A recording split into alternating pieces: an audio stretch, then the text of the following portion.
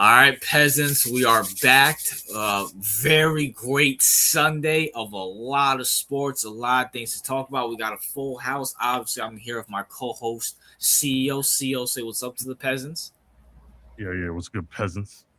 CEO, we are not here alone. We are here with the NBA expert, our diversity tiny hat to make sure that we don't get caught up in the RS CEO. Yeah, Brandon, thanks. say what's up to the people. What's good, everybody? What's You know poppin'? what I'm saying? See. We don't hate tiny hats. We have one right on the pod. You know what I'm saying? Confirmed. Yeah, Wait, No, not confirmed. Alleged.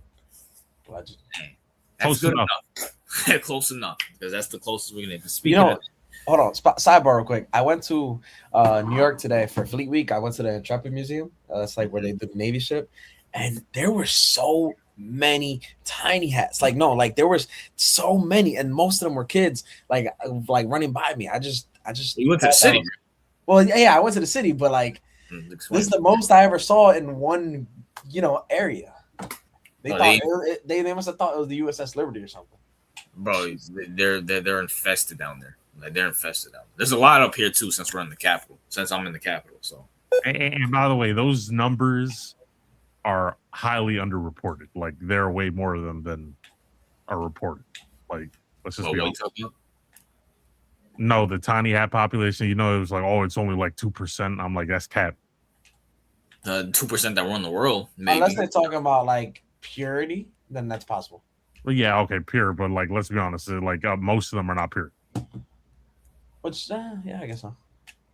I don't know. All right, but speaking of that, let's talk about something that's actually pure instead of those weirdos.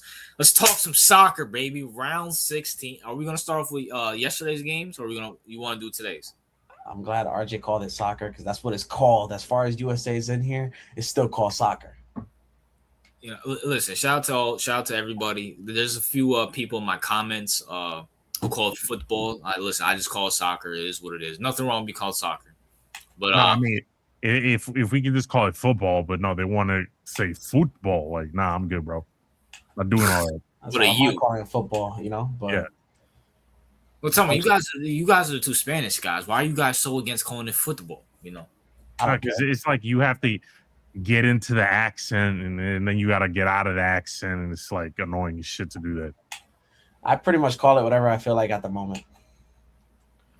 I mean, it is what it is. But speaking of that, unfortunately, Canada won't be calling anything because Morocco put belt to ass on them. And I'm not gonna lie, watching Morocco go down the field again with like a minute left and score again was kind of pretty fucking hilarious. You know what I'm saying? Shout out I to was- Morocco. You know what I'm saying? Fuck Canada. I would say I feel like this with a lot of sports. Maybe not basketball, and when I watched the NFL, when I used to. I feel like this with a lot of sports. I don't really care too much about the teams. I don't have like a team that I hate. I don't like hate. Mexico beat Ecuador. I don't hate Mexico or Canada. I don't hate Canada, but I do hate Canadians. I do hate Canadians. They're so pompous for no reason. The Guess what? Canucks. Fuck them. They're gone. The Mexicans, I don't mind. They got their moments. I don't mind. To be The honest. lawnmowers. I guess. I mean, so do so do the Argentinians and the Brazilians and the Ecuadorians. All these. It's not just the Mexicans. Yeah, man. Listen, have I ever met a Mexican before? Oh, Guatemalans. As a matter of fact, if you ever met a Mexican, you thought he was Mexican, he's probably Guatemalan. I just want to point that out to you. I mean, yeah, they're right next to each other. So There you go. close enough. You know what, bro? I'm just happy that I can point out Mexico on the map. So it is what it is. Same thing with Canada too.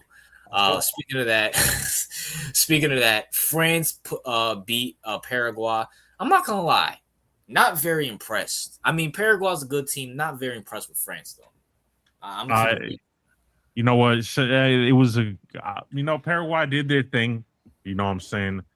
France, fuck you, bro. All right. But at the end of the day, we all knew they were going to lose, but they kept it a lot closer. I think a lot of people realized. Yeah. I think when it came down to it, Paraguay. I mean, you saw the way they beat Germany, and obviously Germany's and France are two different teams, but you saw the way they beat Germany. You saw the way they have grit to them, and I think it doesn't matter how under how much an underdog the team is. If they got grit, they're always going to be a tough out. I agree, 100%. I mean, look at Speaking Cabo Verde. Huh? Look at Cabo Verde or Cape Verde. Oh yeah, that game, man. Man, I'm not gonna lie. If this was yesterday, I'd be rooting so hard for them. But I felt bad for them. Those boys were crying, man. You know what I'm saying? And their women are fucking gorgeous. I'll say that. Speaking of women who are gorgeous, unfortunately Brazil lost.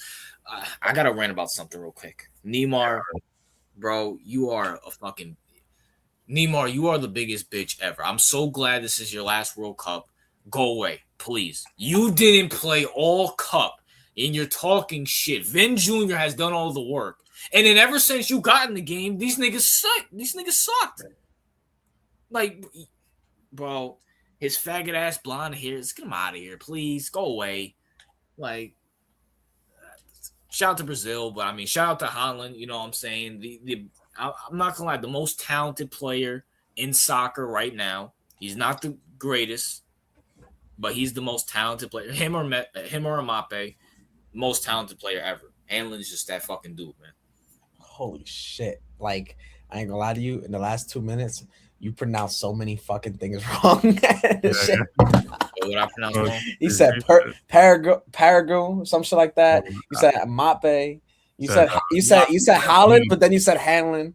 He said Neymar instead of Neymar. You said Neymar instead of Neymar. Listen, Neymar, whatever. Gaymar, that's what I'm gonna call him from now on. Because, bro, he's just talking shit. Like, bro, you didn't, like, why are you talking? And you're down 2-0.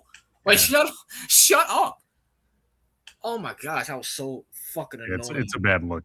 It was a bad look. I'm glad you said it in the Discord and now. I wanted to say it, but at the same time, you know, there's a lot of fans. It's you know, across sports, they get a little sensitive. You know, if you say that Haaland is, like, potentially the next Ronaldo, or at least, you know, in that same the same, you know, energy. Yeah, the player wise, right? They start to get like, oh, well, you know, Haaland is pretty fucking good. I don't know if you saw that second goal, and he was walking around. It was kind of pissed me off that he was walking around because I get it. He's probably a little tired. He was walking around, and then when he got that ball, he just chucked it. Didn't fucking matter. He made it look so easy. And as much as I wanted to, like, be like, yo, this nigga's not doing anything, he hit that shit with ease and then turned around like he was Steph Curry. That was dope as hell to see. As far as, like, Brazil, I knew Brazil wasn't – I knew they wouldn't make it farther. At the same time, I had Norway winning 1-0, and they won 2-0 or 2-1. But it should have been 2-0. That fucking penalty didn't fucking matter. But yeah, it was so fucking stupid. Neymar, like, yeah, that's the other thing. You weren't even supposed to play, and then you're like talking shit. I get it. I guess, you know, because you're getting eliminated, you get a little mad. At the end of the day, you know, act like you've been there, which you have been there. And Brazil, this is a game that they should have. What happened? Was Neymar on that 2014 team? Yeah. Okay. This is the game. He was going off. Remember, I'll tell you, he was like the OBJ of soccer at one point. Well, I mean, you look at their careers now, it makes more sense. This is a game that Brazil probably should have won. I mean, but I figured they wouldn't make it this far, so I'm not shocked either. Vinny Jr., he's gonna be a star. CEO, any thoughts? You know, unfortunately, my teams were. One of them had to get eliminated, but, you know, it is what it is. Oh, I forgot both of these were in your top five. I forgot about that. Wait. Time out. So who's left in your top five? USA, Norway, Spain. I think that's it. I don't remember who I chose. I mean, I did choose USA. I did choose. Who did I vote for? I don't remember choosing. Huh? So mine were Portugal, mine. I don't think I had Norway. No, I think I had Portugal, USA, Argentina, Brazil's gone. And I picked Egypt as my wild card, and hell, Egypt's still in there. I think as far as teams that I have left over, it might just be USA, Argentina, and France. But what I will say is that I picked a lot of teams that I knew weren't going to go that far, but I did want to like Haiti, for example. I picked Haiti because I wanted them to do well. Obviously, they didn't. But like I said, I wasn't expecting them to go that far, so it's not like the worst thing either. Norway. I like Holland and everything. I just didn't have them in my five. No, so it's what it is there. Now, as we're speaking of that, let's talk about these next games coming up. Mexico, England. I think I'm taking England. I think Brandon said he's taking England, I believe. And I bet CEO's taking England too. Yep. All Yeah. right. Man, this next game is going to hurt my heart. Oh, we can talk about this next game and also talk about, because I put at the end of our topic, I have two provoking questions for both you guys. One about soccer and one about basketball. And this pertains to this game, Portugal and Spain. Let's get our predictions there. CEO, Portugal or Spain, what you got? Spain, obviously. Brandon? I have Spain, but I did tell you this maybe a week ago before the round of before the like right when the round 32 started. Yeah. Wouldn't shock me if Portugal wins. It wouldn't shock me, but that's not Yeah. because Portugal is like that. It's just that Spain, I don't have a lot of faith in them. It would shock me if Portugal won because they suck dick. They do suck dick, but Like Spain's midfield is excellent. Like they'll get shut down. Like, but that's the thing though. Portugal's midfield is also very talented. When they're playing, they're playing. The problem is they're not fucking playing. And they suck dick. I have a reason for that as well, which again the people are gonna get sensitive about. But that's the only thing. I think I have Spain winning. Like I don't feel not confident about picking them, but I also wouldn't be shocked if Portugal won because I think Spain is I think they're a little overblown. We'll see. I got Spain winning, but I need Spain to win so they get bounced by France so I can get my Elgato.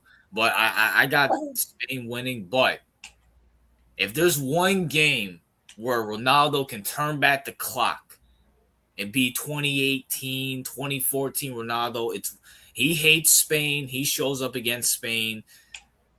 And Spain's a good team. I'm not going to say they've been playing bad. I thought Spain would be a lot better than what they were. I will say that. Now, Spain is very young, obviously, but we'll see. This is going to be an interesting game right here. Very interesting game, which brings me to my point. CEO Brandon. Now, I don't know if this is an actual report, but there's rumors that this is Ronaldo's last World Cup. I don't believe that. I believe CEO and Brandon, especially CEO, who's hopped on the Ronaldo bandwagon along with me, getting away from that Argentina mess. Ronaldo, well, the World Cup in 2030 will be in three places: Spain, Morocco, and Portugal. And I truly believe with a lot of money, and unfortunately, Ronaldo's a man of money. He's in that Mayweather where he likes a lot of money. And Ronaldo playing for Portugal, that will get the FIFA and the World Cup a lot of money. I believe he will play in the next 4 years. We'll start off with CEO. Your thoughts on that? I don't know, but no, I think he's done. You think he's done? Yeah, I think he's done. Even with Portugal hosting a World Cup in 2030?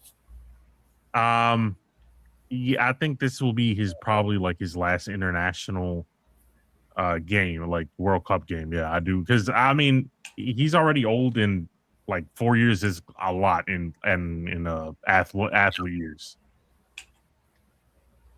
Especially he's not like he's spring chicken either. Yeah, I think he's done. Brandon? I mean, yeah, just speaking logistically, I mean, he's not going back next cup. Now, granted, I'm not saying FIFA wouldn't love it. Of course they would. And that's kind of part of the reason Portugal's in this mess at the moment. When you had told me before the cup that he wasn't benched, I'm like, fuck, that means Portugal's in trouble. Because Portugal does have young talent. Again, it's hard to see with them playing the way they are, but nonetheless, they're in trouble. Portugal, if they're starting Ronaldo or even benching Ronaldo in the next 4 years, they're in so much deep shit that it's not even funny. It would be really, really, really, really, really, really bad. But like I said, FIFA, of course, they would love it. Portugal would love it. But I just think he would be 40, 45, going on 46 by then. It's not happening. He'll be 45. I think he'll turn 46 after the World Cup. But I'm going to keep it real with you. I don't think Portugal's that talented. I've done a lot of research on Portugal. They're not that good. Granted, I'm not okay. Obviously, if you put me on a soccer field with these guys, obviously they'll cook me. They're not that good with or without Ronaldo.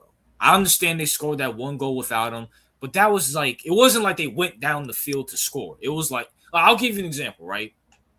Norway without Holland is 10 times better than fucking Portugal. Not even fucking close. Not even fucking close. Same thing with because I think what's my man's name? Messi got benched against Jordan because it was the last game. Argentina leaps and bounds way better without fucking Messi out there. Not even a fucking question. Like Portugal is just beyond fucking horrible. And listen, some of it might be because they're trying to force Ronaldo the ball. I get that. I understand that. He's the legend. They probably grew up watching him. I get that. I understand that. It's probably one of the last World Cups. I get it. But who else are you gonna? Are you gonna rely on Lee Alpha or Real Alpha, whatever this asshole, the asshole with dreads? Once again, dreads are gay. But you're gonna rely on him to score? You're gonna rely on Nunez to score? These assholes can't even dribble the damn ball. So I'll play devil's advocate. The players themselves, the Portuguese play, these Portuguese players themselves, they are actually very talented. Obviously, they're talented enough to make it soccer. I'm not talking about that. I mean, they're very talented individually, but as a team, clearly they're lacking a lot of fucking chemistry, and that goes back down to the manager and everybody else. And the reason I say that is because like you said, part of it could be that they're forcing Ronaldo. Well, that's part of the issue. You look at Argentina, they're feeding Messi the ball as well. But the thing is, Argentina, the chemistry that this team has had all time cannot be beat. Doesn't matter who their star is. They absolutely love their captain, and you can see it. But then you get to Ronaldo, and understand that I'm not one of those that like think Ronaldo's quote unlikable. I know you guys were saying that in Discord. I don't think he's unlikable, but Ronaldo is a bit of a dick. And he's a bit of a pompous celebrity and stuff like that. That starts to eat away at your locker room, and it starts to eat away at your chemistry. And the manager fucking sucks balls. And you can't, the team itself that has zero chemistry with Ronaldo, without him too, sure. But he's so forced. He's so forced that it just looks terrible. But individually, these guys are very good. The talent that they do have. You watch them in their clubs and everything, they're very good. It's just the manager can't get it done, and then you're essentially starting a guy who was benched the last cup. That does matter too, and it's not a good thing. But that's why I'm saying against Spain, they very well could, tighten a couple things and actually play. But I believe it when I see it. I'll say this, right? I'll say this before CEO hops in. Ronaldo is a dick. That's fine. That's cool. You know what I'm saying? And I'm just talking about throughout his whole career, not just the last couple cups. When you are given the talent that this guy has been, I'm going to give you this example once again. Everybody who's watching soccer, Ronaldo for like the last 20 years he's been playing with Portugal. This is like fucking putting LeBron James from like 2012 to 2018, any of those LeBrons, on a fucking team full of playoff James Hardens or playoff Ps. Or hell, put him on a fucking team with current playoff P, who we're going to get to in a minute. Like, he deserves to be a fucking dick. What is Portugal? And listen, I understand. Portugal, anytime you have Portugal and Spain, all the teams, even Portugal players, they play for Spain because Spain's like the Lakers to the Portugal Clippers. So when you get a Ronaldo, you're gonna want to showcase him because he was the one that stayed loyal. Anybody who does research, I think, his dad fought for the Portuguese army, so he's gonna stay loyal. I get that, I understand that. But the managers suck dick. I agree with that 100%. They're relying on Ronaldo to carry, and at some point you gotta be like, bro, this guy can't carry. He's 40-1. He's 41, playing the most physical, most demanding sport in team history. Also, keep in mind, Ronaldo's been playing this how many World Cups already? Like 5, something like that. 5. And Ronaldo hasn't really been all that in those World Cups. I mean, he just scored his first first knockout round goal in his career. That is, I don't want to say pathetic. Like, it is what it is. The Cup's only around every 4 years, but like, that's ridiculous. I mean, he's like LeBron in the regular season, and then he turns into fucking, put whoever you want in the playoffs. He turns to James Harden in the playoffs. But Brandon, you're missing the. I get it. I understand it. I get that. But Brandon, when you only have to worry about one guy, it's 1v11 out there. Like, Come on now, like it's hold on, not. Brent. It's not. Hold on. These guys are talented. Everybody on Portugal is talented. You can't make it to that level without being talented. Get that. But Brandon, this is the 1% of the one. Like I'll give you an example, right, Brandon? Mitchell Robinson. Speaking of it, because we all had Mitchell Robinson on our team. You put Mitchell Robinson on any blacktop or any YMCA. You've seen the videos. The guy's cooking. Now you put him in NBA arena. He's decent, but now he's in the 1% of the 1%. These players in their own leagues, they might be good, maybe even top 15, because they're playing against, let's just say, the 15%. Now you're taking them and you're putting them with the 1%. Now you see there's levels to the 1%, even with that. So, like, and you're right. But that right there comes right back down to the managers. I think that, and I don't remember a time that Portugal, at least in my lifetime, that they've had like that guy as manager. I mean, that's just kind of how it is. Part of it, and I do credit some of that to Ronaldo as well, but not fully, because obviously it's not like he's saying all the time, like, oh yeah, I want this guy. It's a little different in soccer. I don't know how much they can force their hands enough. He's the star. He can make certain things. Remember, like he has input for sure. It's a little different only because he's not just a national player. He's also a club player, so it's a little different.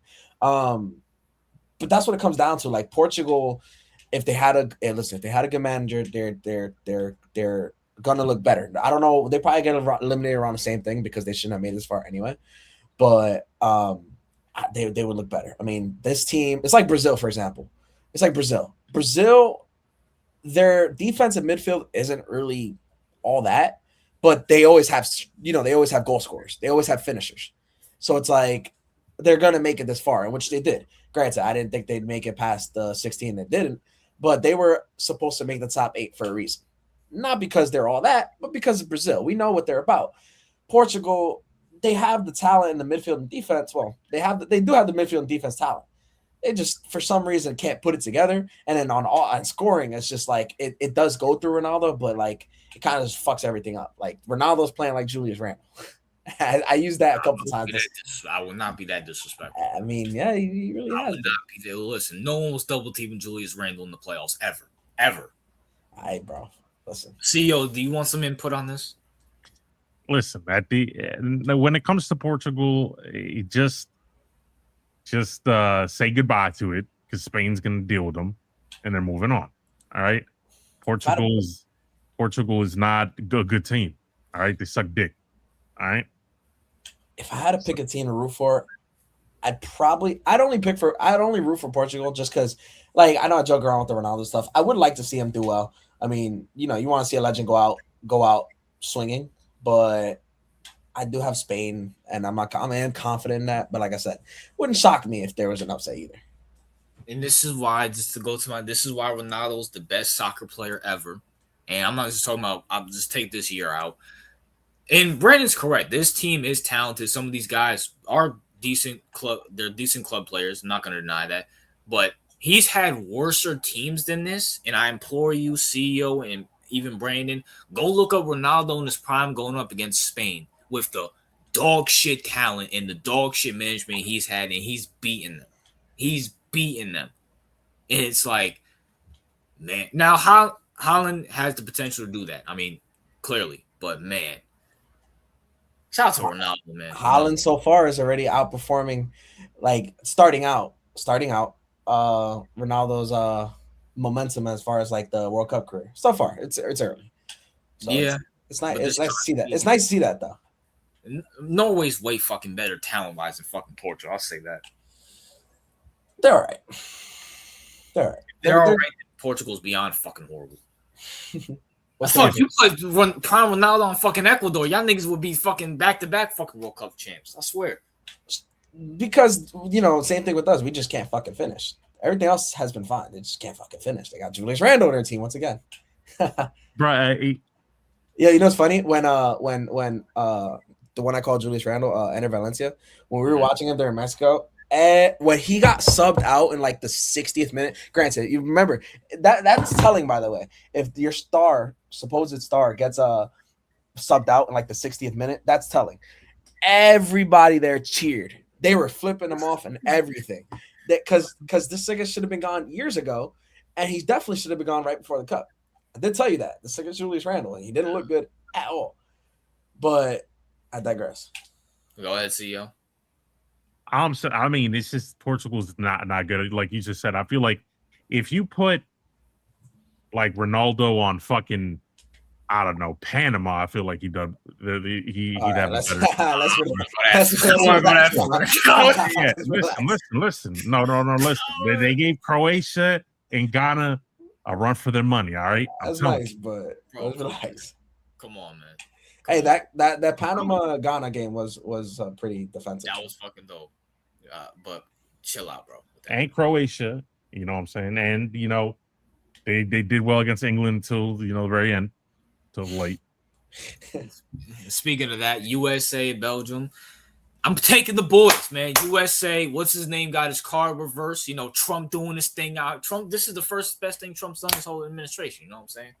If it's true, I don't think it's true. I mean, it could be real. I don't know.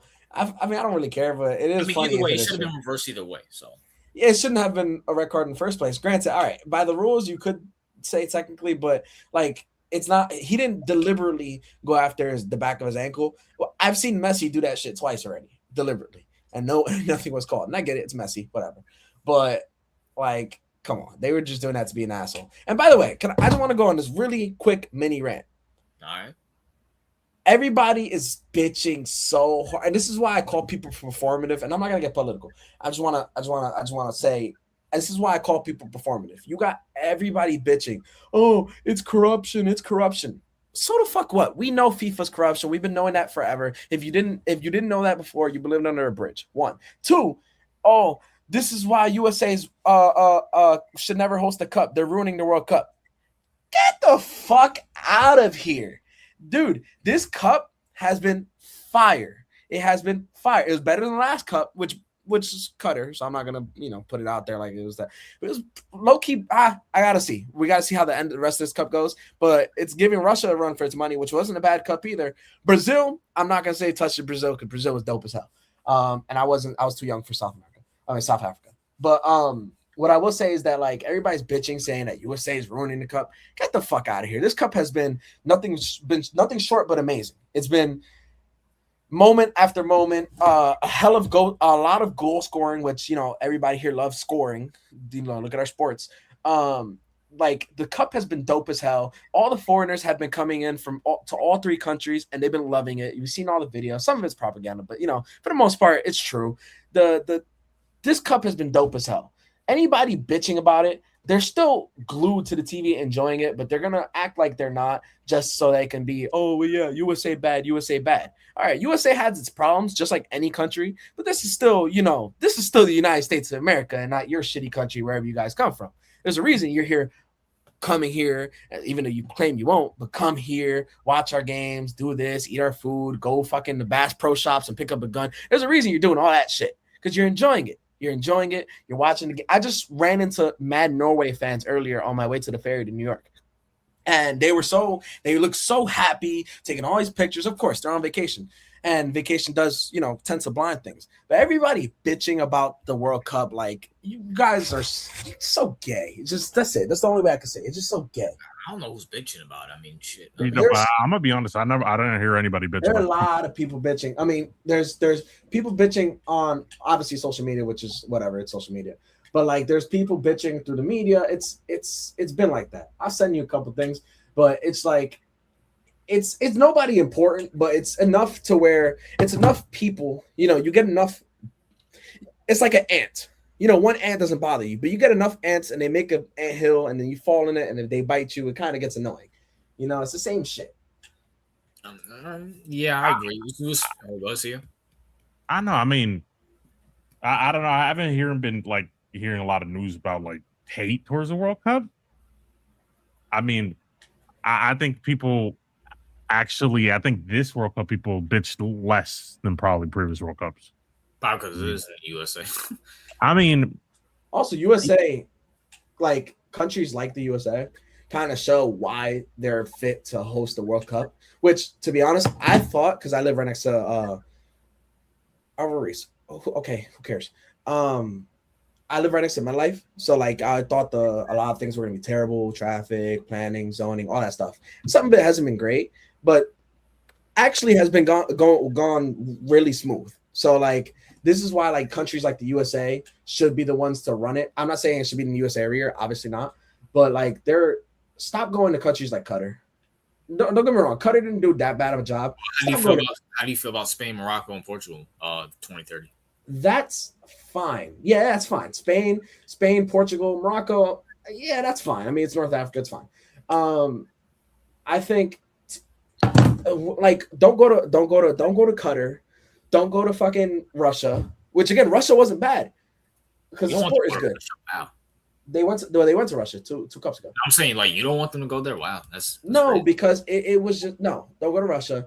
What about Stay Brazil? away from them. Brazil had it. The Brazil Cup was good, but I feel like listen, Brazil's a staple, so I understand if they do. But Brazil's a shithole in its own self, so you gotta just be careful. But if they went back to Brazil, it's not the worst thing. Just be careful who you're selecting, and I mean this not because like if you go to a single country, it's fine. It's when you go to 3 countries. If you're gonna continue doing this 3 country shit, that's cool.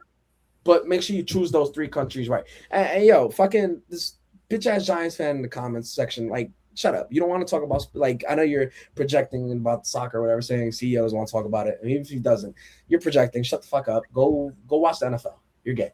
The point is, if you're gonna choose these 3 countries, that's fine. Be careful who you're choosing. I think Spain, Portugal, Morocco is fine, but then you turn it to 3 African countries and like, what the fuck are we doing? I mean, it depends because the U.S. has the infrastructure to do it. They do.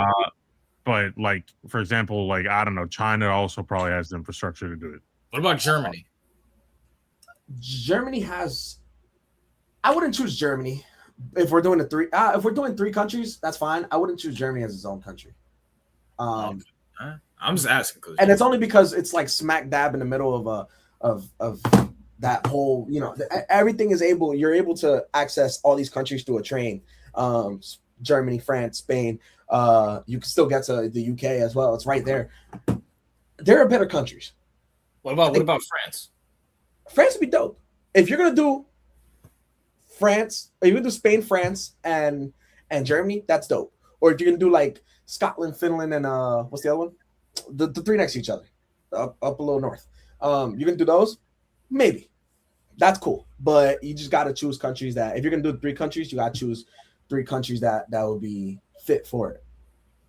Well, speaking of that, if you're gonna do countries, please don't ever choose Argentina. Sorry ass. I'm completely and we're gonna talk about Argentina. You know what I'm saying? Who we choosing here tomorrow? We got Mohamed Salah, baby. Mohamed Salah. We got a superstar versus superstar on here. You know what I'm saying? Argentina, Egypt, CEO. Who are you going with? I'm rooting for Egypt, of course. You know what I'm saying? Hopefully Egypt gets it done, but I have a feeling Argentina's going to win, unfortunately. That feeling is the truth. So I would have to go with Argentina, but I will be rooting for Egypt. Brandon? Listen, I will be rooting and picking Argentina. I do like Egypt. I do like Mo Salah. Even if I was rooting for them, they're not going to win. Yo, that fucking game. Yo, that game, bro. Egypt and fucking what's the name, bro? When it came down to the penalty kicks. Yeah, like that. Yo, I'm telling you, these games have been cooking. These games, and speaking of Argentina and Cape Verde, like that shit was crazy. Like people are saying, like, oh, Cape Verde should never give them that problem. Listen, this team had this is what we call Cinderella. What's it called? Cinderella run. That's what they. This is it would have been nice if they went further, but they had to play Argentina. Come on. That shit was dope as hell, though. That shit was that goal. Speaking of that, I'm gonna give the ball not Brandon. CEO. What is your beef with Argentina and Leon Messi, CEO? As we have a Messi / Argentina fan, Brandon, with us. CEO. I would say Argentina fan, but Messi fan, I'll say.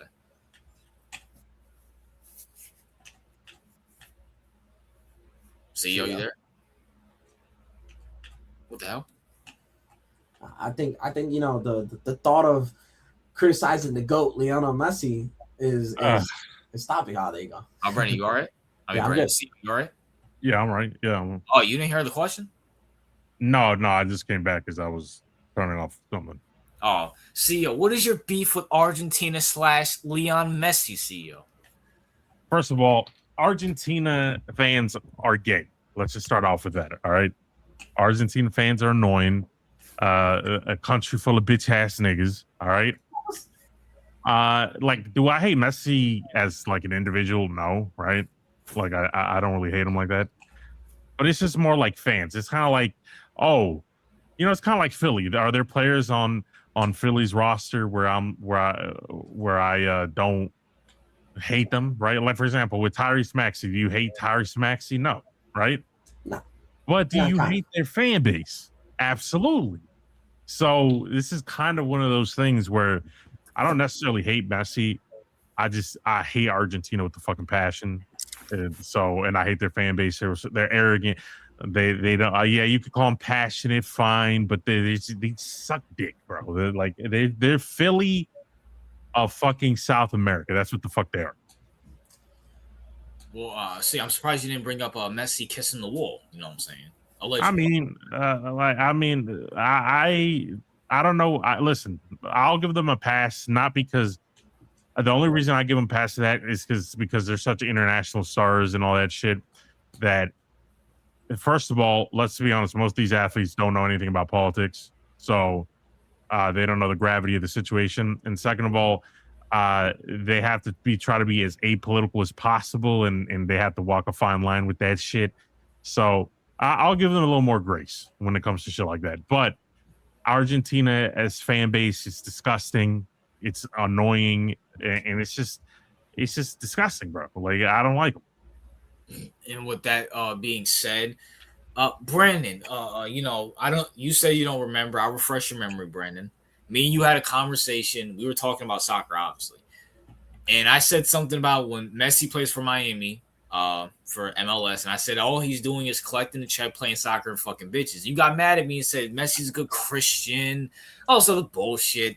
You know what I'm saying? He's not cheating on his wife or fucking other bitches, Brandon. Why do you have that? Oh, I don't remember fully the conversation, but I know we had that conversation. That's the only thing I'll say. I don't remember also getting mad. I'm not gonna get mad about some shit like that. I know you use the words very liberally, but I'll say, listen, it's possible that he does that. I don't know. I don't really give a fuck. He could be fucking bitches in Miami. Who knows? But I'm gonna give him benefit of the doubt and say he's not. Okay, that's okay. Now you're bringing me back because I remember you said you gave him the benefit of the doubt. I'm like, get the fuck out of here, bro. You out of your mind, bro. It's messy.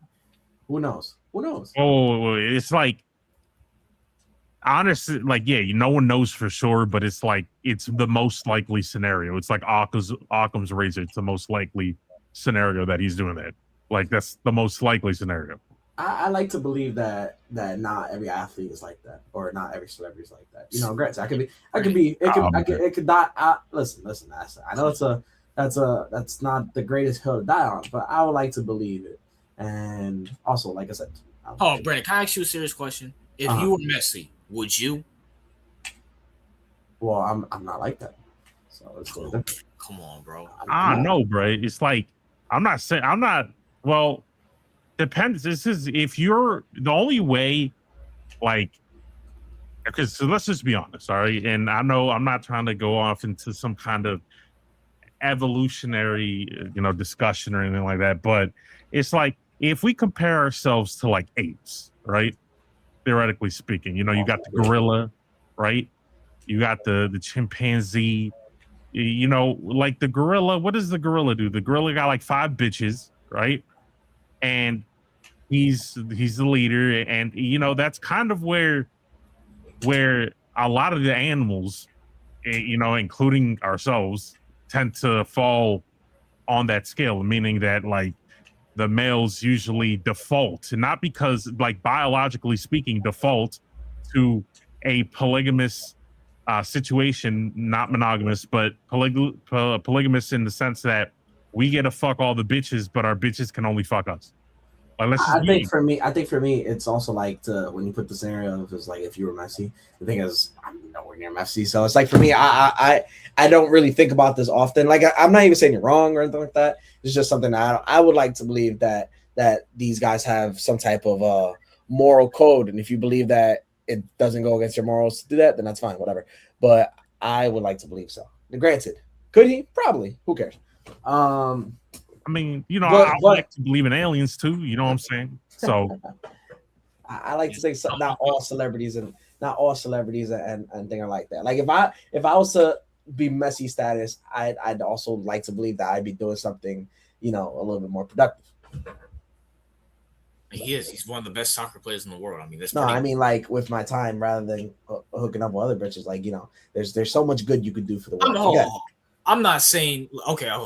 I'm not saying he's like out here fucking. I'm just saying like he has his call. Like you know what I'm saying. This is what it is. He's in Miami. Come on, a billionaire in Miami. Now to get to the important part, I will say that I guess I understand where CEO comes with fan bases. I don't think that's not. I mean, we could all agree it's not exclusive to just Messi or Ronaldo or these guys. It's all sports across all fan bases. Oh, by the way, and that's the other thing. I also just don't really care because like Jalen Brunson, for example, favorite basketball player, favorite athlete right now, probably. As it should be. He look at his story. He's been with his girlfriend since high school, his wife since high school. They have a kid, blah blah blah. But he had some bitch, sucking him off, and the video was leaked in college. Do I like that as far as like, from a moral standing? No, but it's also not my life, and I don't really care. So it's like whatever. But yeah, I would say like the fan base thing, it gets annoying with. That's why I don't hold it to just Messi. Argentinians can be a certain way. I will admit they can be a certain way, but that's just Latin fire. I mean, that's certain ways. Like ridiculously annoying and obnoxious. Now, it's kind of one of those things where racist. like I mean, yeah, it's not like I didn't even bring up the racist thing because I guess you could broadly apply it to different countries. But the thing is, Hispanics are racist overall. I mean, Argentinians probably show it. Yeah, I agree. Argentinians are Hispanic because they dead look white to me. I'm just keep it real with you. No, I mean a lot of them are European, right? But like of descending Europeans, the thing with hold on, one of your favorite Europeans allegedly went to Argentina, CEO, back in the 40s. Oh yes, but no, listen, Brandon does make a good point. In this, like, is Latin America like racist? Kind of is, right? But like are Argentinians more like honest about it, I guess is probably the more way, but that's why I took that out of it. I didn't include that component. I'm just talking about how annoying they are. Also, this kind of proves my point, and I'm not starting shit. I'm not arguing nobody, but this is whenever me and this one guy argue, Donnie, when we argue, I'm quick to tell him he's not Hispanic. He doesn't know what he's talking about. Why? Because I mean, first off, I live in a Hispanic town. I know what the fuck I'm talking about. I mean, I've always lived here, whatever. The situation's a lot different. But at the same time, it's like this moral thing. Hispanics, right? They'll care about like ICE and shit like that because it directly affects our people. They don't give a fuck about like black people, for example. They don't give a damn, or white people for that matter. They don't give a fuck about black people, especially blacks. Love my mother-in-law. She listen, she sees a black dude look a little scary, she's gonna cross the street and clutch her purse. Which granted, I don't blame her, but at the same time, like it's just a Hispanic thing. It's just been like that. If anyone who's being honest, right, from like an Hispanic or Latino community, like from like Latinos like myself are not racist, right? Because a lot of us, have copied black culture, right? Like took elements of black culture and made it ourselves. We copied them, basically. So it's not like, I'm not racist, but like anybody, if you are a Latino and you don't have a racist family member, that's a lie. It's just kind of in our DNA, Like I don't truly believe I'm racist. I say some wild shit. I don't truly believe I'm racist, but it's just like I literally took a racist test today. just because I just could. I just took a racist test today. I was beyond fucking. Like, I think the average was like 35. I was like 63% racist. shit. No, and the thing is, like, for people like me who are like, I'm not even like, let's half black like RJ is, right? I'm like 25% black, right? So I have presenting black features. Like, I'll be called like a monkey, or like, but just like from a normal perspective, like, oh yeah, you know what's up, nigga, but like a monkey, right? So that's kind of a normal thing over there. I'm not sure if yeah. So that's why I don't harp on it too much with Argentina, because if we're being honest, it's like the whole region. And I think the whole thing of racism comes down to like, it always comes down to it. So one way or another, it always comes down to like Black Americans. And I really don't think it's a Black people thing. I know we talk about it in Discord. It's not a Black people thing. It's just it's more of the American part of that statement of Black Americans. It's the American part. Like nobody really hates Africans for the most part. For the most part that I can think of. But Argentinians, they are a little more outspoken about it. I know RJ saw something that bothered him earlier. Oh, with the speed? They told, what was it? They told him, get out of here, Monkey. Negro, something like that. Monkey? Yeah. Yeah, they said get out of here. I don't give a fuck, because like Black Americans don't give a fuck if it's not a white American, they don't give a fuck about racism. I'm just keeping it real with you. I mean, they all do it. It's not just the white guys. It's the Chinese. Oh, not Chinese. It's the Asians. I feel like you all need to get with the culture and get some dreads. You feel me? Oh, RJ. What if you start seeing me with like the Allen Iverson cornrows? I actually had those in high school. I fucking hate them. Yeah. Actually, that's not dreads though. Those are braids. No, I know, but I'm just saying like the hairstyle in general. I mean, I think those are dope. It just takes forever. I don't understand the dread culture, right, and all that shit. It's like, you know why? Because as you know what the good thing about being a man is, like, not having to worry about your hair. Like, I've always thought that was like a great thing. It's like you can just get a good, cut your hair short, not have to worry about your hair. But now you got niggas out here, well, I gotta rebraid my hair. I gotta put all these oils and shit in my hair. That's the thing, exactly. And then like dreads, they fucking dirty anyway. You can't wash the shit. When you do, they all come out like black ass water. Ponytails, like, bro, Castle. I cannot tell the difference between Stefan Castle and fucking Devin Vassell. And Devin Vassell, yeah. One's thing is higher and the other one's shorter. But other than that, like, it's like I can't tell the difference. It's not like, listen, do what you want with your hair. Dreads are fucking stupid. Like RJ, for example, you have your afro, right? And I'm sure sometimes it can get like naturally like a little greasy or whatever, right? Because that's just happens with hair. Yeah. But like, at least you wash the motherfucker. You can wash the motherfucker. With dreads, you don't wash the shit for like a year, and it's like that's disgusting. That's disgusting, bro. And bro, like, once again, my hair just is a natural afro. I'm not sitting in a beauty shop talking. It's so gay. First of all, it's unhygienic, and not only that, it's just like, why? That's the whole point of being a man, not having to worry about getting your hair done, not having to worry about like. That's why some of the best athletes of our generation were bald. Look at Michael Jordan. Look at LeBron James in a sense. Yeah, I mean, yeah. Look at John Cena right now. Look at Kobe. John Cena, if I'm mistaken, he just cut everything bald because he's about to have another surgery in Turkey. Oh, wow. I did not know that. But listen, it's just the dread thing is gay. Once again, this goes back, and people are not going to like this. People like Kaiju and Master J, all the retardeds, you know what I'm saying? Or like people who want to be quote unquote with the culture who are not Black Americans, like awesome kids, are going to disagree with this. It goes back to the point where when you don't have a dad around to go throw a baseball with, you're in the fucking beauty shop with your mom, worrying about your hair. I'm not joking, because also could think I was playing. There's actual guys out there who measure how long their hair is. But even Samson cleaned his hair. Like, how gay?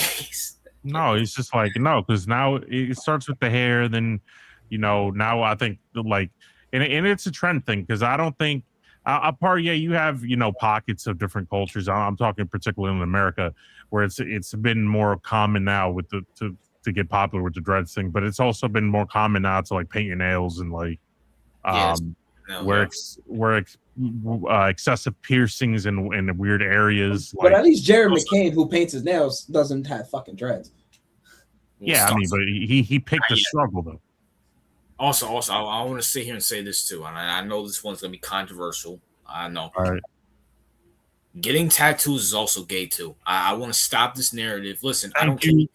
Thank I don't you. care what people do. Listen, I've dated girls who had tattoos. Well, I'll never date a girl that looks like Sexy Red. I'll say that. But I've dated girls who had like one of the tattoos at a time. But getting all tatted up, that just tells me one thing: you are insecure about your body.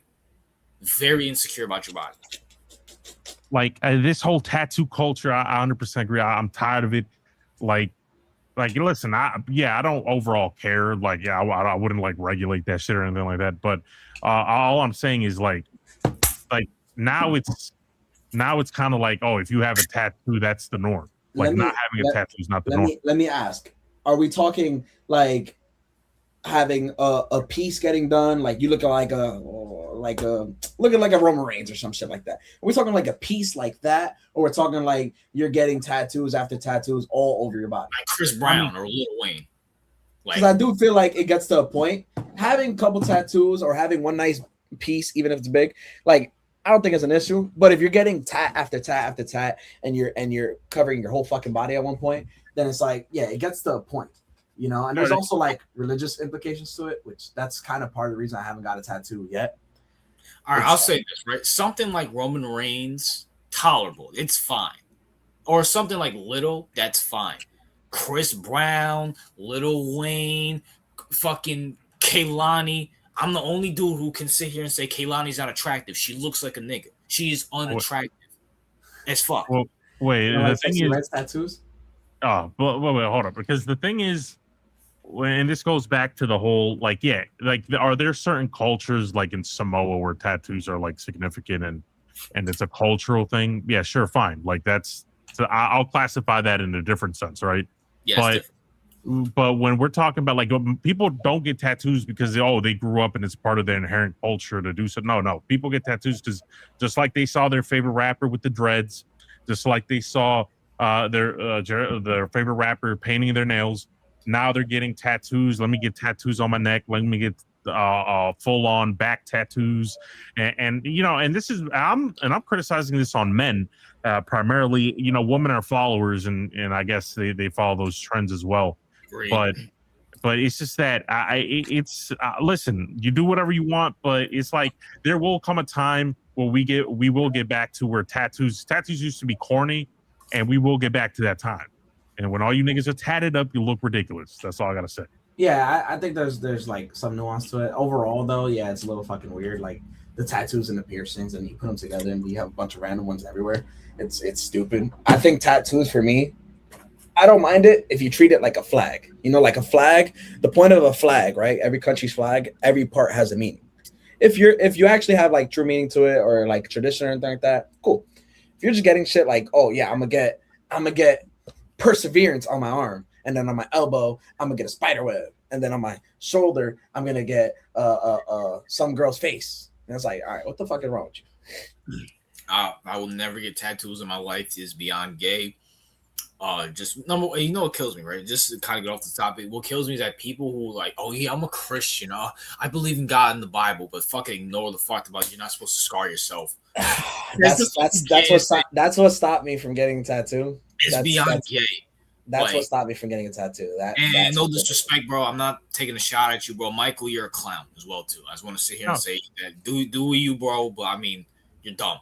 Oh yeah, no. Oh yeah, with the whole mic, yeah. The whole listen, I've been trying to like. First of all, you're not the type of person that should get a tattoo. That's one, and two, like you gotta understand something. Like the benefit of not having to, like, no one will ever judge you in a negative light for not having a tattoo. Like people who have a ton of tattoos will not judge you about not having tattoos, right?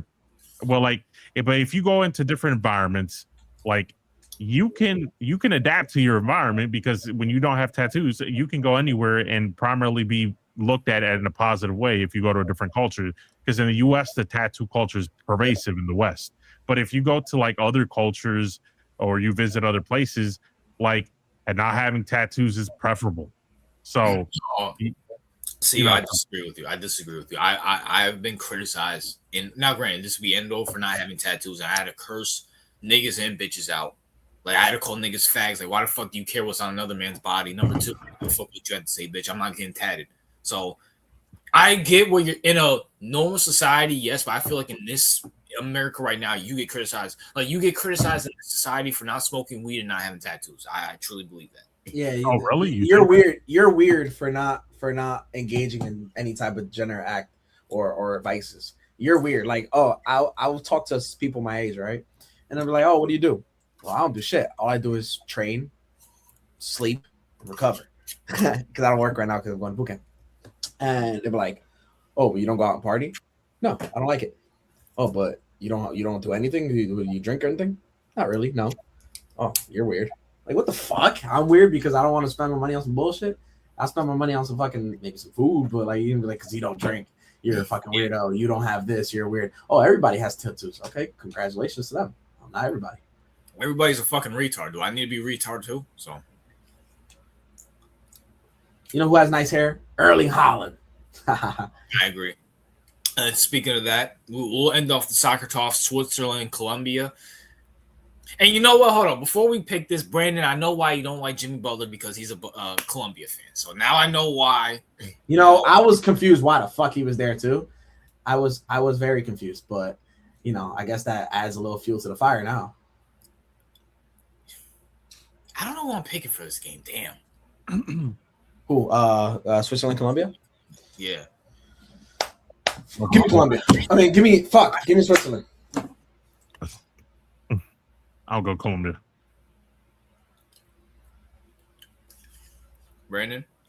Give me Switzerland. I mean, Colombia just continues to unimpress. Yeah, they're fine. They're winning, but they can't win. I'm gonna take Switzerland. I just have a feeling Switzerland is gonna win.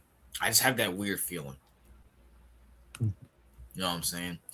Speaking of that, let's get into it. Basketball talk. CEO, your boy Jaylen Brown. Huh? The Mexico game. Yeah, it's coming on right now. Okay, just letting you know. Wait, no, it's not. It's coming on at 9. So. Oh, that's right. Fuck, that's right. All right, never mind. CEO, your boy Jaylen Brown is finally traded to the 76ers for George and some first-round picks and some second-round picks. I feel like it's appropriate to give you the first say since you're the Boston Celtics fan here. All right. Because I thought we were going to go through like all the trades and shit like that. Well, I thought you want to start off with that one first. Oh, okay, yeah, but yeah, we could start off with this one.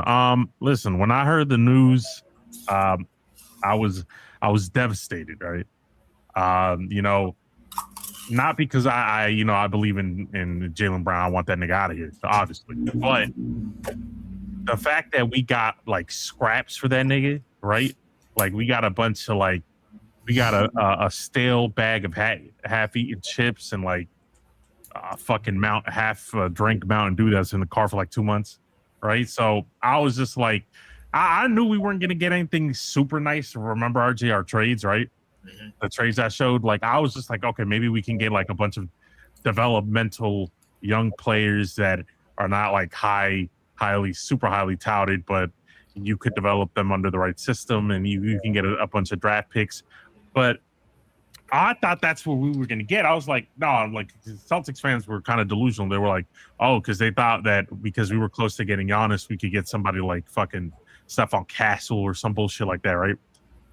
And I was just like, nah, like you guys are seriously overestimating the dude's like trade value. I knew we weren't going to get a lot for him, but I was underwhelmed at the garbage scraps we got. And the thing is, I don't even care that we got like scraps for him. I'm like, could we have gotten scraps for him at least not in the same fucking conference? We couldn't, you're telling me we couldn't get scraps in the West? Like if we're gonna get some scraps, right? And there's a lot of bad contracts and a lot of scraps in the West too.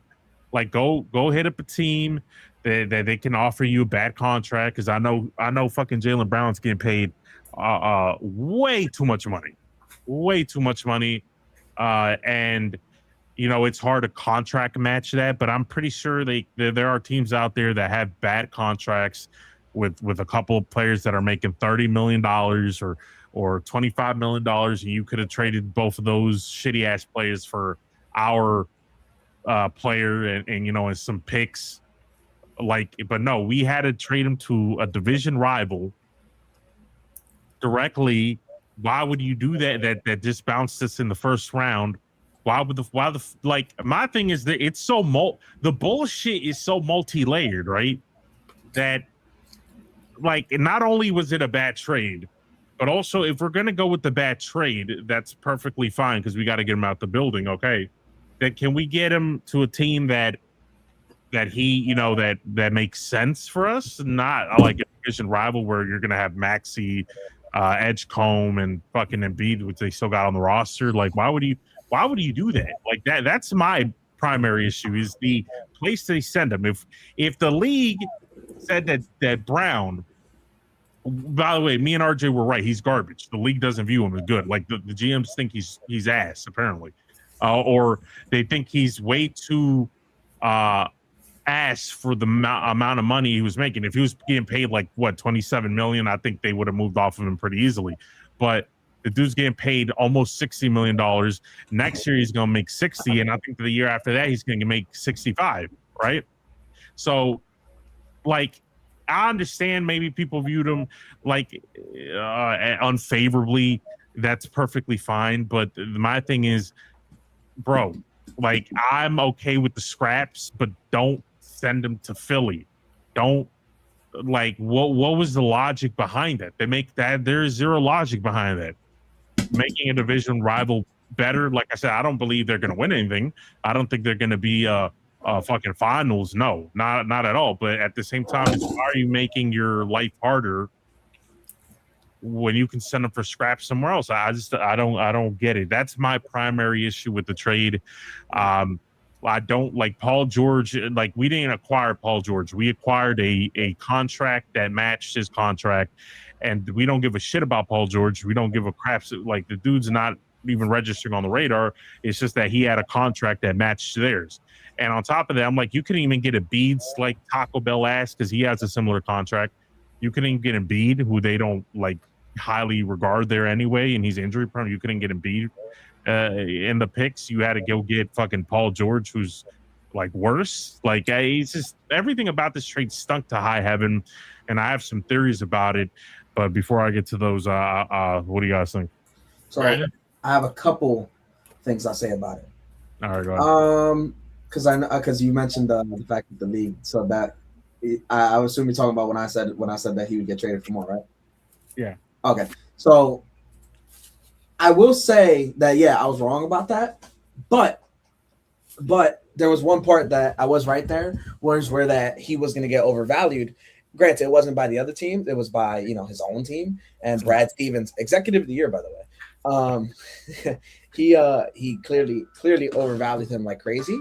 Why the fuck's my mom on call? Clearly overvalued him like crazy, and they shot themselves in the foot. I think they could have gotten more for him. Not as much as I saw your trade, CEO, what you and RJ were talking about. Yeah. And I didn't like any of them. I thought for the most part, a lot of them were unrealistic. A few of them that weren't. I also just didn't see it happening. But I will say that I thought they would get more from him. I mean, at the end of the day, Jaylen Brown, he's good enough to get you some package. Even you thought that he would get something out of him. Brad Stevens massively disappointed, and I think I know why he did it, but we'll get there. But for Paul George and some picks that don't fucking matter is just wild. It's just wild. And the thing is, as much as I was wrong about him not getting traded for a lot, I don't think the perception of Brown has gone down as far as we're talking the media and the fans and all that, because I guess that's one part that I can go back on, is that now Philly at this very second, granted it's mad early, is the championship favorite, which is fucking wild. You look at the roster and you think they're a championship favorite just because Jaylen Brown? That's crazy. And I know RJ thinks they're a championship favorite, but we'll talk about that. I don't know why. I don't know why specifically Brad Stevens did, but I think a lot of it does come down to the second apron, and it comes down to one, getting that money out the way, but also two, those picks aren't valuable, so they're getting rid of the contract, and they're also gonna get picks that don't cost them money. This is clearly a money saving move, like through and through. And I think at this point, Brad Stevens is going to ask the fan base and everybody to trust the process, which could you blame him? He is exactly the reason he did bring you guys a chip. But if we're talking just about the second apron, and I think the owners, the new owner, forced his hand a little bit to save money. Could you blame him? Maybe there is another trick up his sleeve. I'm gonna give him a benefit of doubt personally. All right, RJ, what's your thoughts before we get into conspiracies? All right. Well, you know, my thoughts are the conspiracy, CEO. All right. Here's my conspiracy. All right. The Celtics won this trade. I'm saying this right now, July 5th, they won this trade. Now, we're not going to look at this on paper. We're going to look at this in the long run. They just gave Philadelphia. They just killed the Philadelphia competition. They just gave a ticking time bomb to a team that's already desperate and already on the heels. People need to realize you have Joel Embiid and Jaylen Brown on the same fucking team. And listen, I understand you could have got Giannis, you could have got whatever. Fine, cool. At the same time, Milwaukee ain't doing shit without Giannis. Meanwhile, Philly, Maxey, Edgecombe, and Embiid, they could. I'm not saying they would do something. They could do something. Nick Nurse is still a championship level team. I know Brandon's not really fucking with Nick Nurse, but Nick Nurse is still a championship. He won a championship. You just blew all that shit up in front of them. Jaylen Brown is a net negative on any fucking team. He is the Antonio Brown of the NBA. This guy is on a fucking tear loose. He's on a fucking tear loose because at the end of the fucking day, he's not a leader. He's a decent player who thinks he's LeBron for some reason. And Boston just said, all right, we're not going to get the best value for him. But at the same time, we can sabotage somebody else while we rebuild. And Boston, for what it's worth, is good at drafting. And hell, they have a lot of draft capital. Mm-hmm. Maybe they get somebody next year. Mm-hmm. If that's their planning. But I'm going to keep it real with you, CEO. I feel like Boston's still a top three. I'll say this. You guys will be better than Philly next year. That's just a fucking fact. Here's my so your theory is that Brad Stevens intentionally sent a disgruntled Jaylen Brown to a team that he knows would functionally not work. Yes, absolutely. To make them to implode their locker room. Is that what you're saying? Implode their locker room to show and to honestly show Jaylen Brown's not that guy. And also, this is the same team CEO Jaylen Brown shit on. He shit on Embiid on his Twitch stream. Yeah. CEO, isn't that a coincidence? Yeah, that is a coincidence. He shit I'm just saying. So here, what I want to say about this whole situation, I agree with you. I think long term we're going to be better off. But I want to point out that we were always right about Jaylen Brown. We were always correct in our assessment of what he was, of what value he truly held.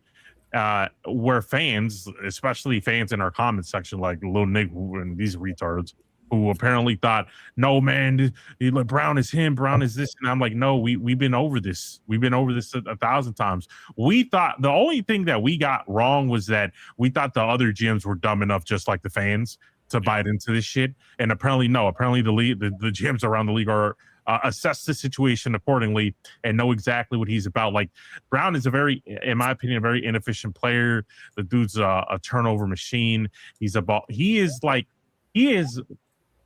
a Russell Westbrook with the ring. You make him sound like Julius Randle. No, like he's Russell Westbrook with the ring. And what I mean by that is like Russell Westbrook is so overvalued by fans, so overvalued by the NBA community in general, but every GM in the league and every owner and every front office knows exactly what the fuck he is. You know what I'm saying? Like, they know that he's not an efficient player. They know he's not a winning player, but the fans love and perceive him to be something that he's not. And this is the same situation with Brown. The only calculation that I made that was off was that I thought there were a lot more dumb GMs in the league, right? Because I was like, well, the Nico Harrison situation, like there's a lot of desperate owners out there that want to sell tickets, but apparently Brown is seen as a net negative. Yeah, he's seen as a detrimental personality. They don't like that he's outspoken. They don't like that he is so vocal and shit like that. It doesn't fly around here.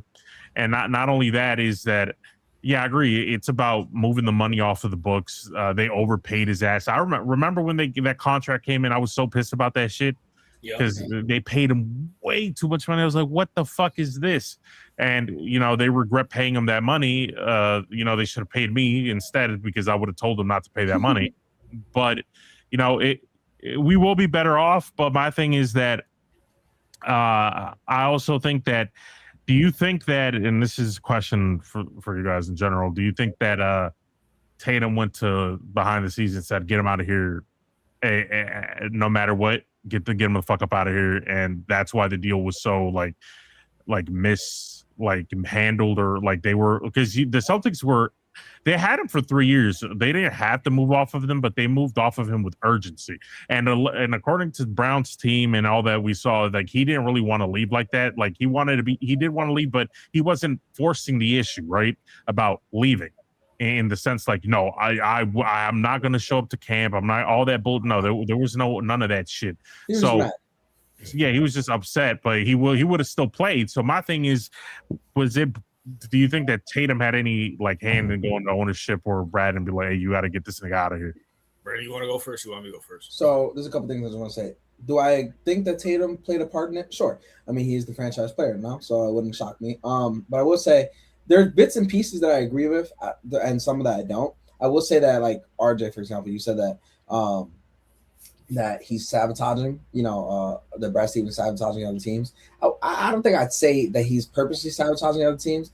I think there's a part of it. It was you know what, fuck it. You guys, Jaylen Brown, you think you'd be better off without us? Fine, go ahead. We'll send you wherever. It doesn't really matter. You know what? We'll send you to Philly where you were talking shit. I think, sure, there's part of it. I don't think it was purely sabotage. I will say that I think most of it, like I said, comes down to money. It's that second apron, and I wanted to talk about that maybe another time, but the second apron is really starting to kill certain teams, and eventually it's gonna have to be addressed, especially with the OKC or even our Knicks. Well, not our Knicks, because CEO's a bum ass Celtics fan. But I will say also that I don't know if I'm gonna give the GMs credit for not being dumb. I just think Boston played this horribly. Yeah, unless this was their plan. Boston played this horribly in the sense that they tried to shop him publicly. And when you shop him publicly, you start to tell teams, oh, they're desperate. They'll take anything. And by doing that, now you got PG and some picks. So now they know you're desperate and they'll take anything. And I don't think it's a question about Brown's ability or inability. It comes down more to the way he acted with the whole Twitch stream thing. I think that plays more of a part in it than his ability. So I think a whole perfect storm of things happened to where Boston shot themselves in the foot. But at the end of the day, the main thing to me was money. It was just money, which they happened to handle correctly, I guess, money-wise, if you want to give them that credit. No, I understand where you're coming from with the money aspect. I completely agree because they overpaid him, like I said. But, it's one of those things where it's you didn't have to move off. If the trade offer was that garbage, right, I would have been like, well, do I have to move off of him? No, I don't. Even though we're shopping him, I just talk to him, be like, listen, I know you wanted to, I know you don't, I know you'd play here, but you'd rather have your own team. I know you'd rather have your own team. I'm trying to get you somewhere where it can make sense for both of us. Because allegedly they were talking, according to the reports, that they were actually talking to Brown about where he wanted to go, right? They were getting his input about that shit because allegedly the Nets offered them something, and it was the Nets and some other teams offered them a package, and Brown didn't want to go to those destinations, right? You don't want to play with Julius Randle? No, yeah, he didn't want to play with Julius Randle, and I guess New Jersey. But what I will say is that like if they really relied on his input to be like, well, all right, you don't want to go here, you don't want to go here. Where do you want us to send you that you feel? And he was like, yeah, okay, I'll take Philly because that makes sense. And they were like, all right, we'll trade. If that was the case, then Brad Stevens should get fired. If that's the case, right? Because like valid, like if you're here being, if you're like taking worse compensation to like accommodate Brown, right? You should get fired. Now, this is why I said, according to the reports, like other teams did offer them something. Maybe that was even like better. And They wanted like 4 first rounders and young guys. yeah, so maybe like Nets offered them, maybe they offered them more picks. Maybe they offered them 3 first rounders instead of 2, or they offered them a couple of developmental young guys that we could work with. And then they said, no, we'll take Paul George, and then we'll trade Brown to a place where he wants to go. Like if that was the case, then Brad Stevens, like he better like deliver on whatever, because we all know that this season I think the Celtics are prepping for next season to acquire somebody with a big name. And that's why they got the Paul George contract, because they're going to move off of it after the season, and they're probably going to acquire a big name to pair up with Tatum. So not this season is just going to be a throwaway season, unfortunately, for the Celtics. But they will try to acquire like a big name talent next season. But all I gotta say is, if you let go of some more draft picks and some young players that you could have got somewhere else to make Jaylen Brown happy, like Brad Stevens, that's a borderline fireable offense. Oh shit! It's official. Neymar retires from international football. Yeah, I saw that. Speaking of, I want to say this. I want to answer CEO's question. Do I believe Tatum went to the GM or GM and asked to get Brown out there? Actually, I don't think he did at all. I feel like Brad Stevens and Joe Mazzulla. I feel like Joe Mazzulla is the one that wanted Jaylen Brown out of there. Here's why. Say what you want about Joe Mazzulla. Joe Mazzulla comes off to me as a brainiac. And when you have a brainiac versus someone who's another brainiac or acts like he's a brainiac, those two will combine. Those will, they're butt heads all the fucking time. I feel like Joe Mazzulla wanted him up out of here. And I feel like they went to Tatum and said, hey, we're going to do this. But I don't think Tatum was like, I think Tatum was okay with it, because I'm pretty sure Tatum saw the shit Jaylen Brown was subliminally saying, what he's doing. And Tatum just, he's like, okay, I get my own team. This is about time. Because Tatum did give him a tribute saying, 9 long years, you won a chip, whatever, doing the PR thing. I don't know if you guys know this. While all this is going on, you know what Jason Tatum's doing right now, CEO and Brandon? He's training right now. He's getting ready for this to be his team. And I honestly feel like I don't want to get one side. I want to sit here and say this. The Celtics make me sick to my stomach. Dog shit. Horrible. Garbage. Green and fucking white. Stupid ass. Gay as fuck. Oh, wait, our uniforms are nice.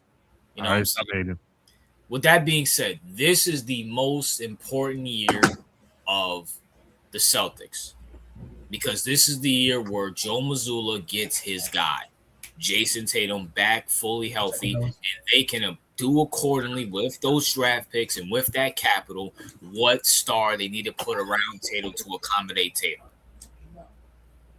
I feel like that is very important. I know. Thank God it's not Anthony Edwards, Yeah, thank God for that. Oof.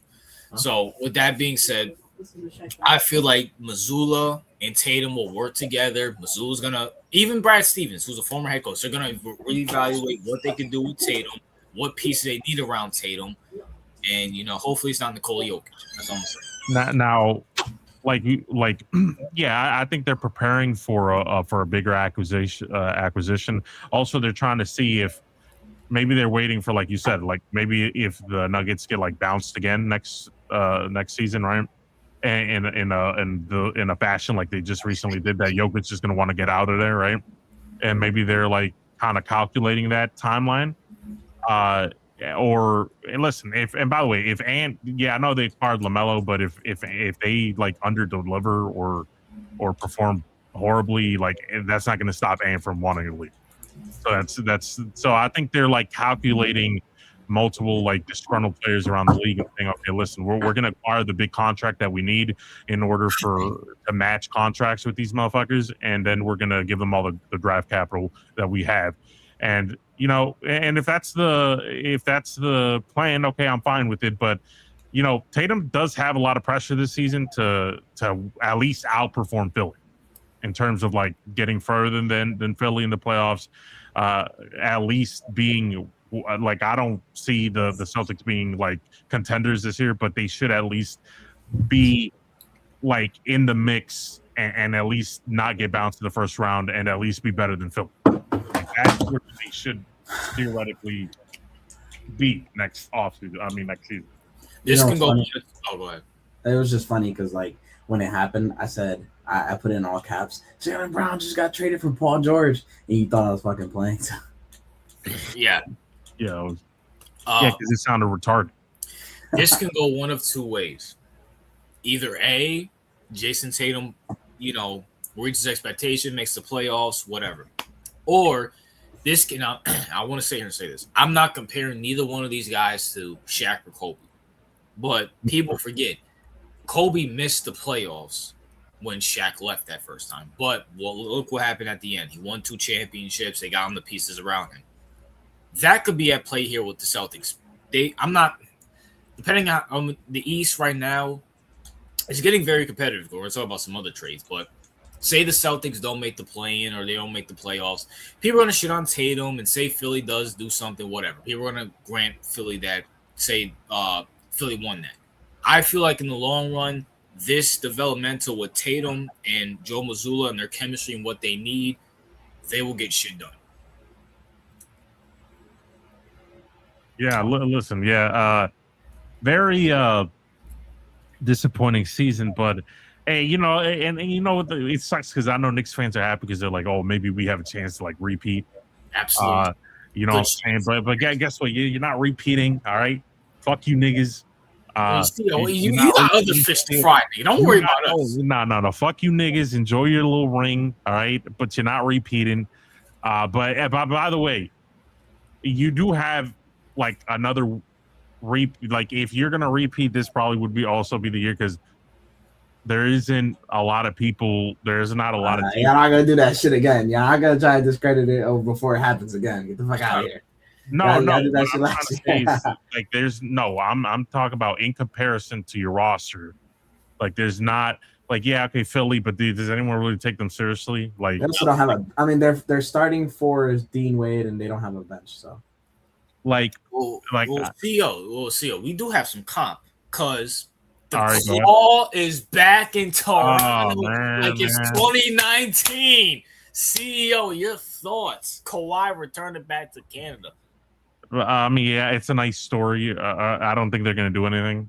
It's a nice story. Like, I told you before he got traded that he needed to go to a place where he could be kind of like the veteran that can play some games and take them to the next level when they need him the most, but not to a place where like he's now like 1A, 1B with Scotty Barnes. Like that's not where I wanted. That's not ideally where I wanted him to go. To maximize like the potential, because I think he's in a place in his career currently where he should be like in an advisory playing role to a young team that could use his talents like when he's healthy to push them over the edge, like with the whole San Antonio thing. Now with the fucking Raptors, it's like, yeah, you got Scotty Barnes, you got the Bulls is a young player that I like. He's a little bit undersized for the center position. What's his name? Who else they got? Was it Quickly that they have? Who's the other dude? Yeah, Quickly and RJ Barrett. Quickly is decent. RJ Barrett's decent, but are they going to like beat? I don't think they would compete. I don't think they're going to compete. Like they're a serious threat to the Knicks. I don't think they're a serious threat to even probably Philly, maybe Philly a little bit, but like they're not going to do anything. They might be a lot better. I think they'll be a lot better, but I don't think they're going to. They can beat Philly. Whoa! Second round, Kawhi versus Embiid. You want to see that shit again? No, I get it, but same teams too. but they're not going. You all agree they're not going to do shit like in terms of winning or getting to the finals. Like, let's be real. Well, Brandon, what's your thoughts on it first? I don't think you gave me your thoughts. I think you just told me. We never really talked about it, so go ahead. Listen, Kawhi to the Raptors, it's nice. It does feel good. Like, it's cool. It's weird, right? Because you look at this roster and like, all right, well, they're not really going to do much. That's kind of what we said when he got there the first time. But although this is an older Kawhi, but at the same time, like, this Kawhi who, although older, he averaged 28 last year. And, despite this, he had part of it was because he was trying to, distract everybody from the scandal. But the scandal's still going on in a sense. And it wouldn't shock me if they have a decent run next year. They barely made it. They barely got eliminated in the first round this year. So you put a guy who can elevate the squad, there's no reason that they couldn't make the second round. And if they play their cards right, make a conference final. Could they beat Philly? Yes. Could they beat Miami, which we'll talk about? Yes. Absolutely. Could they beat the Knicks? No. I mean, let's be real about it. But and also depending on maybe the Celtics this year, but if this is like the Celtics, like let's say Jaylen Brown was still there, you could say that it go either way, just because they are still like an established team, or they were. This is a decent team, especially for the East, but I don't know. I kind of got to see it first. Like I said, this isn't 29-year-old Kawhi anymore. This is 30-some-year-old Kawhi, 36-year-old Kawhi. This is a little different. So I will say until further notice, but I do like the acquisition. I also thought Kawhi would have went to a different team, if Bron, we don't know where Bron's going, but let's just say Bron decides to go anywhere else. Kawhi could have went to the Warriors. Hell, Kawhi could have went to the Celtics. Thank God he didn't. Kawhi could have went to the Celtics. No, he's not. Like, there's certain players that, for example, the LeBrons and Kawhis, they don't like playing for Boston teams and stuff like that. You know what I'm saying? But here's the deal. I mean, I know. Not just. I mean, because our media's too aggressive and our fans are too aggressive. But because your team's gay. No, our team is better than the Knicks. I'll say that. But I'm sorry, I don't remember you guys in the championship this year. I remember the team wearing blue and orange. Congrats to your third ring. It'll take you like 2 of your lifetimes to catch up. But as of right now, you can't say the Cold War anymore, so that's okay. Okay, well, yeah, you got me there, but honestly, when it comes to they will be better. Maybe they will probably upset some teams. I agree, but are they enough? Are they coming out the East? No. Nah, I don't have them come out the East either. I mean, I think because they're still not a better team than the Knicks right now. He's got Detroit. We forgot about Detroit. I mean, I don't know what Detroit's gonna do. Detroit would have been a good. He could have. Yeah, he should have went there. I'd rather he went there. I'd rather he went there, but Right. Let me paint the pictures because clearly I have to educate both you clowns. You know what I'm saying? Oh shit. This team right now currently has just replaced Miami as the second. This team is the second best team in the East. The fact that they were all they got rid was, and correct me if I'm wrong, Brandon Ingram and some draft picks. They have a young and up-and-coming star in Scotty Barnes. They still managed somehow to keep quickly. I thought RJ Barrett would be part of the package, but they have RJ Barrett. They still got quickly coming off the bench. Hell, he might start. And other than the Knicks, I can see them beating any other team in the East. Let's just go through it. They can beat Cleveland, especially since they're going to give James Harden a 5-year contract, from what I heard. Wait, what? I'm not joking about that. A 5-year contract? They're giving him a 5-year contract. That's that Brad Stevens GM move.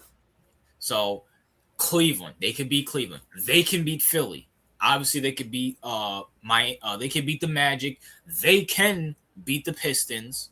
Now, granted, there still is free agency. We'll see what the Pistons do. But they can beat the Pistons. They can beat Miami because they still don't have a point guard, anybody to facilitate to Bam and Giannis. They can beat, I think I already said Orlando. They can beat the Celtics because, once again, this is the Celtics. This is their second rebuild year. Celtics. Other than the Knicks, they can do, and Kawhi Leonard, and I just want to say this, what you guys are missing. Kawhi Leonard wants to play for Toronto. That's the big key here. People say, "Oh, he should have went to the Warriors. He should have went to the." There's a world where Kawhi maybe doesn't want to go there. He has to okay the trade. No, I agree with you. I mean, he wanted to play for the Clippers, and that turned out that turned out to be a mess. And he didn't want to play. But now he wants to play for the Raptors again, and that could be a big. Now, granted, they're going to get bounced by my Knicks, but at the same time, I feel like they could make a conference championship. I really do feel like that. I also feel like he wants to be a Raptor. It's because it's a nice story and it distracts everybody from everything that's going on. Oh, well, what do you mean everything that's going on? There's the contract scandal. It's still going on. The contract scandal. Yeah, I think we talked him and the owner of the Clippers. Oh, okay. Yeah. Listen, I mean, yeah, it's a good story and all, but I kind of feel like it's if I was a Raptors fan, it kind of feels like if it's like, oh, you were the wife, the best wife you ever had, just left you for a richer man in LA, and then she hated her time there, and she came back all after having 3 kids, after gaining like 50 pounds, and then come back and was like, you know what, I miss her time, I want to be back with you. That's kind of the same energy I get from this. You know what I'm saying? Like, yeah, true. Kawhi is older, but Kawhi can still hoop. He can still hoop. Let's not act like this boy can't still hoop. And CEO, I don't know if you remember the first time, the Raptors are okay with him low managing and taking time off so he can be ready for the playoffs. Now he has Barrett, Scotty, and Quickly, all young guns to do that for him. Just saying. Yeah, I mean, I believe I like Scotty. I think Scotty's legit. Now, with Quickly and them, I'm not like 100% sold on them. They're good role players, and they're good young legs to have when Kawhi doesn't want to play. But the thing is, too, you also have to remember Kawhi started the year pretty bad. And I know part of it could be CP3 and James Harden, whatever. But they started the year pretty bad. And it came down to Kawhi and Ty Lue saving the season. And, shout out to Ty Lue. There's no Ty Lue in Toronto. So I think that also kind of matters, just a little bit. Who's the coach in Toronto right now? Fucking good question. I don't even know. It's not Tyronn Lue. Yeah, true. And well, Tyronn Lue's a championship level coach. I'm just saying, bro. That's what I'm saying. Hold on, I'm gonna look up who their coach is. While you, but I can't pronounce that. Darko Rajakovic. Yeah, okay, some Russian. But I'll say this, right? At least with this, I mean, bro, they went 7 games with Cleveland, who's just in the conference. You just swapped out BI for fucking Kawhi. I mean, they're gonna get better. They can't get any worse. I mean, yeah, they can't get any worse. I agree with that. And if they play Philly in the second round, other than the Knicks, I'm watching every single fucking game of that fucking series. I promise you that. I promise you that, bro. Well, Philly got Jaylen Brown this time, RJ. Yeah, they do. They got Jaylen Brown, bro. I'm sorry, Jaylen Brown? Yeah. Oh, okay. And by the way, let me deconstruct Philly a little bit, right? Did they get better? Yes, right, to a certain degree. But what I will say this is that Maxey and Brown is inferior than Tatum and Brown. All right, it's an inferior duo, and not only that, apart from Maxey, right, who I think is a good player. I think everyone agrees to that. Is a good player. VJ Edgecombe is nice, but we don't know exactly what he is yet, right? And Embiid is washed. So it's not like some kind of like, oh, this is some kind of like super team like people want to, portray it to be. It's more of like you got Maxey, you got Brown, and then we got to see what the other two, like we know that Embiid is washed, and we'll see if Edgecombe can become something legitimate, but we don't know. That's basically the situation there with Philly. And by the way, I think their bench is still ass. So their bench is terrible. Bro, listen, they don't even have Quentin Grimes anymore. Listen, Jimmy Butler, James Harden, Paul George, Ben Simmons, now Embiid. You just haven't Embiid on your roster. That's how you know Philly's dysfunctional. Everybody knows that this guy is shot. Even he knows he's shot, and Philly still wants to try it with him. Like, oh yeah, process is still in process. Get the fuck out of here, bro. Well, do you think they try to give up Embiid in the trade instead of Paul George? Maybe, or do you think that Like, what do you think? Or do you think that they're so like in a toxic relationship with Embiid that they didn't want to move off him? Relationship. They're in a toxic CEO. It's been when did he win the MVP? 22. It's been 4 years. What is he? That was Jokic's MVP, by the way. Yeah. So from that 4-year period, what has he done? He got bounced by the Knicks twice. He, I think he missed the playoffs one time. He beat the Celtics. Yeah, there you go. Missed me. And who beat the Celtics with the guy they just traded with? Bro, you have Jaylen Brown and you have two toxic mentalities and two toxic players on the fucking same court. Whoa. Like, Jaylen Brown, I've heard Jaylen Brown has mama mentality. Jaylen Brown has mama mentality. According to some people. I don't know. I've heard that before. And not to mention, because do you think, because this goes into your theory about him like sending to sabotage, it's also one of those things where we know Brown wanted to be like the number one guy, right? Now, fans perceive him to be the number one guy in Philly, but at the same time, it's like you have Embiid, who, even though he's washed and shot, probably still mentally thinks he's the number one guy. And then you have Maxey, who's like, well, I'm the actual number one guy. You just got here, and now you see the vision. Now you see why I had to educate your CEO. Do you see why? And also see, and I'm gonna say, I don't know if you guys watched my video on Jaylen Brown. Jaylen Brown won't be a Sixer 2 years from now. And guess who? Well, he won't be a Sixer 2 years from now. And guess who owns the fucking picks for Philly when they're fucking back? Yeah, that is true. See, and this is why I'm the wisest one here. You guys are a bunch of buffoons. You know what I'm saying? No internal monologue. Bunch of cucks, all right? You know what I'm saying, bro? Oh, wow. I'm surprised you guys ain't Argentina fans. You know what I'm saying? But listen. I mean, Messi's the GOAT. You know what I'm saying? Listen. You know, I'm pretty sure Jaylen Brown likes Messi too. But anyways, at the end of the day, why are we talking about Philly? Who gives a fuck about Philly? I feel like well, Philly's a championship contender now, RJ. You know, they have the best odds currently. I'm just so sick and tired of everybody talking about Philly. Like, okay, they got Jaylen Brown. Whoop-de-fucking-do. Who cares? Finals MVP, Jaylen. And it should have been Tatum's, by the way, too. I'm just letting everybody know. Yeah, it should have. Just look at the stats. Look at the stats and just look at the impact. Can you, bro? I'm not in the mood. What irks me about Jaylen Brown is that he's one of these people that I don't like in real life. These fake, these wannabe smart people. Like he's like in a Kendrick Lamar thing with me, whereas he swears up and down he's smart because he has so many degrees, and it's like, bro, you are a fucking retard. Didn't he go to Harvard or not Harvard? I don't give a fuck. Stanford, whatever. I don't care. Listen, I want to say, and this might be controversial for me to say, just because you're educated does not make you intelligent. I just want to clarify that. Just because you're educated does not make you intelligent. All education or educated means that you know about a lot of something or topics. That does not mean what you know is accurate. And what the hell is Jaylen? Can someone point? What has he said that's smart? Can someone tell me that? He said Bronny shouldn't be in the league in a preseason. Nigga, I could have fucking told you that. I'm a fucking retard. Well, all right, but Jaylen Brown probably knows where France is on the map. That's cool. He can't. He doesn't know how to beat Joel Embiid in the fucking playoff game. Who's French? Or French can't. I mean, this is the same guy who can't even fucking fake a hairline, bro. Fuck up my boy OG Anunoby's uniform. He did.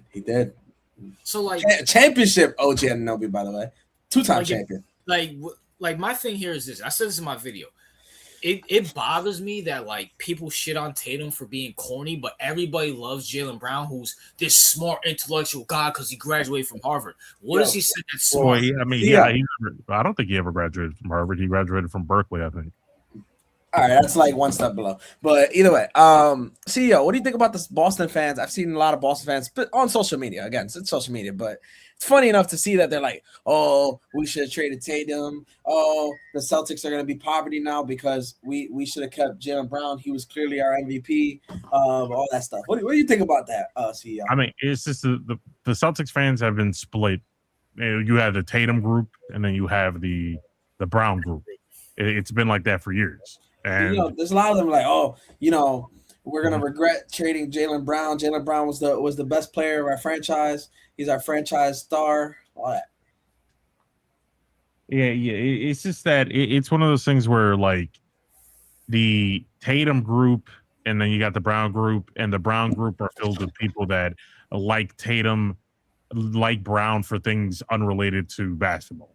Is basically what, because they like Brown's I guess social activism. They like Brown's I should tell you right there, he's not smart. Go ahead. they like Brown's they like that he's unapologetically black or something like that. I should tell you right there, this asshole. That's not- And this is why we got to be like the Argentinian fans and understand that that's a bunch of woke nonsense. That's garbage. I mean, Tatum's always been like, let me just play basketball and mind my business. Tatum's been shut up and dribble. I'm trying to be like my idol and look at my son, which is cool in a sense. Bro, maybe Tatum's like, listen, I'm just not that informed. I'm not gonna say shit. That's the smarter move. Like Brown, like what's it? Is this Brown, Kendrick, fucking Richard Sherman, another bozo. Like all these guys who's like people swear up. Richard Sherman as an NFL player is better than Jaylen Brown as an NBA player. No, I'm talking about just intellectually. I'm just like this whole thing. Oh, Richard Sherman went to where'd he go? Oh my gosh, he went to. Why am I forgetting where he went to? At Stanford. Oh, he graduated from Stanford. Okay, great. He's not said anything smart. He can barely say anything smart about fucking football. You know who else went to Stanford and never caused problems? Andrew Luck. And Andrew Luck, I think he's smart. I actually feel like he's actually smart. So you know what he has in common. He has that the other guys don't have. See, he has that the other guys don't have. Those other three guys. What? He's a white guy. I say he's a white dude. Yeah, it's fucking true. Yeah, I mean, I know he's white, but he always gave me tiny hat vibes. I ain't gonna lie. You know what? He probably. You know what? Hold on. Now I got fuck you. See, now I got to look that up. Andrew Luck. No, he's probably white. He just has that aura. Let me see. Whew. Oh man. For a second, I thought he was one of me. Huh. Oh, I'll give you another example. That DN for the Seattle Seahawks. Speaking of them, whoa. Marcellus Bennett, right? Oh, Matt. I won't go that far. Wait, what happened? Wait. Fuck. I think it's a headline. It might not mean much, but it says Andrew Luck discovers maternal grandmother is Jewish. All right, well, lock him. He's listen. That's only one thing. It could be, Wait, hold on. It's 2011. This is 2011. Oh, okay. Well, I mean, wait. How? He says former NFL Andrew Luck is not Jewish. He was raised Catholic. However, his Jewish heritage exists on his mother's side. His maternal grandfather, Alan Luckoff, was a prominent Jewish leader and former president of the Jew. Bro, you know what? My Jewish detector is great, bro. Like I sniff that shit. I'm like a dog. I'm like, is that nigga? Like I smell that shit. It doesn't shock me. I mean, his dad is really close owners with the Colts. That's why he got drafted. But I'll say this. Shout out to Andrew Luck anyway. I'll give you an example, right? Fucking what's his asshole's name? Marcelo Bennett, right? From the DN. Oh yeah. He was talking about like Richard Sherman, that whole thing, and like for some reason, Richard Sherman's still upset about the whole interception thing. Like, bro, it's like fucking 12 years ago. Get over it. And Marcelo's Bennett's like, listen, I understand, like, shit happens. At the same time, Russell Wilson was great, whatever is what it is. He's actually fucking smart. He doesn't betray this whole, I'm smart. Look at my fucking degrees. Yeah. Look at my single mother that fucking raised me, bro. Yeah, you got daddy issues, Jaylen Brown. You fucking stink. I'm sick and tired of you. Now you're just with Philly stinking it up, bro. For real. I just hate the fucking fans around him because I know what they are. I know what they do. And I can't stand people like that. Because they swear they're the smartest ones in the room. I just want to slap them upside their fucking head. This is unrelated, but this is like people who glaze Apple and have iPhones. By the way, I have a Samsung now. This is a sidebar. I have a Samsung now, and the shit just got run over by a truck earlier because I dropped it on my bike. And my Samsung is actually pretty and still good. It's in pretty good shape still. A little cracked in the back, little light displacement in the bottom right corner. But other than that, the phone's perfect. I don't gotta do shit. I wanted to like Samsung, right? Because I always been like I'm I'm a little bit of contrarian in terms of like not wanting to like what everybody else likes, right? And because growing up I was a Motorola guy. Back in the day. And so I was like, I want to like Androids because Motorola was an Android, and I was like, I want to like them. And this Apple is just way better, bro. I'm sorry, it's better. So this Samsung, this Ultra S25 Ultra that I got has been cooking, and it got run over by a Ford F-150 earlier, and the shit's still in great shape. Like, I can't beat that. Like Apple's so simple and in the good way. Like, it's so organized, and the camera's great, and it's like, wait, ours, you got an Apple? Yeah, I got a 15. It's like everybody wants Apple. You guys can't be original. No, it's just like, I thought I wanted to, I want to be different, RJ, but it's just better, bro. It's just it's like LeBron. It's like LeBron. LeBron's like an iPhone, and everybody wants him, right, RJ? Well, Brandon, listen. I grew up on Androids my whole life. iPhone's just better. It is what it is. It's like LeBron. It's like LeBron. Everybody wants LeBron. Trust me. Once I save up the money, I'm gonna buy the new one too, because this one's kind of hitting the shitter. But listen, at the end of the day, I'm just a firm believer. You like what you like. It is what it is. Like LeBron.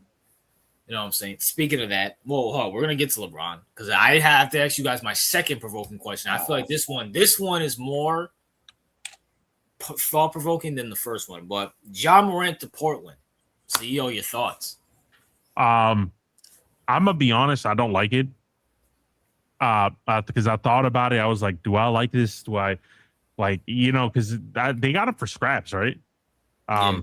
So I was like, and then I read the report that they said they want to run a Dame Ja Morant centric front court or back court or whatever. And I was reading that. Well, first of all, you have Scoot Henderson, right? You have Shadéon Sharp, right? Who are your young budding guys who are really good. And I'm just like, now you want to like boost you're getting Ja Morant.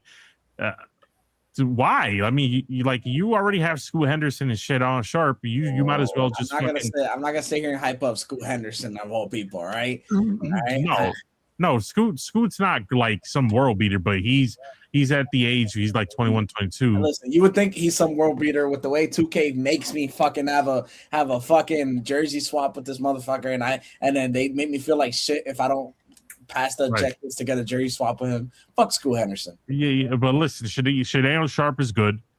Scoot is like, I think that he could develop into something like serviceable and really good. Like, there's no way, like you already have. You're forgetting. Wait, what? You're forgetting somebody on the fucking team. What, do they have Jrue Holiday still on that roster? No. You're talking about the bad man, the Dennis-side. Man, fuck that name. You know what? No, we got the new name, the Jerusalem. You know what I'm saying? Jerusalem, exactly. Oh, the yeah, that's clever. That's clever. Not me. I got that from a meme and I sent it to Brandon. Oh, the Jerusalem is what it is. You know but but listen, like, if you had to go get a different position, like that position is on your roster is just way too crowded. And if you already have Donovan Clingan, who's young, you have the Dennis side, who's unfortunately young, and then you have why you say that shit like that? Then you have, because we're probably gonna have to see a lot more of them, but in the league, not in life, in the league. Now, when it comes to like, you got Scoot, you got shit, like, that's what why would you stunt? It's kind of like what you said, RJ, with the San Antonio, that you didn't want to see Brown with San Antonio because it would like stunt the development of the younger talent. Yeah, like, this is kind of the energy I'm getting from Portland. I think he would have been better going to some kind of veteran team than this shit. That's just me. What do y'all think? Brandon? I will say I see this in a few ways. Mm-hmm. From a basketball perspective, I hate it. I fucking hate it. And I hate it even more. All right. It's just, it seems so fucking dumb. from a basketball perspective. But from an entertainment perspective, it could be pretty entertaining seeing it on court. Because from a basketball perspective, it's like there's a size thing, there's a defense thing, there's a shooting thing. Even though I know Dame is a shooter, but like, Ja's a shooter too. That's besides the case. I think there's a lot of bad things that I don't like about it, basketball wise. But like entertainment wise, it probably is pretty fun to watch in a sense. And this is a team like Portland, that it would be nice to watch them be fun in a sense, especially because it takes away from the whole Chauncey thing, which is still going on, kind of. I know they got away with it, but it's not going to just go away like quick. And then there's the other thing that Portland got him for nothing. Is the third thing. They got him for nothing, and because they're in Portland and not Atlanta or Memphis or New York or LA or Miami, he might have no fucking choice to behave. I don't know how Portland's nightlife is, but he might have no choice but to behave out there. And if they think they can get him to behave, because it was never a thing of damn yellow card already. It's been less than a minute. What the fuck? Yeah. If they think they can get him to behave, that's not. It was never an issue about talent because Ja has natural talent. It's just the other thing is that he has things that he needs to refine. He needs to be a better shooter. He needs to be a lot of things.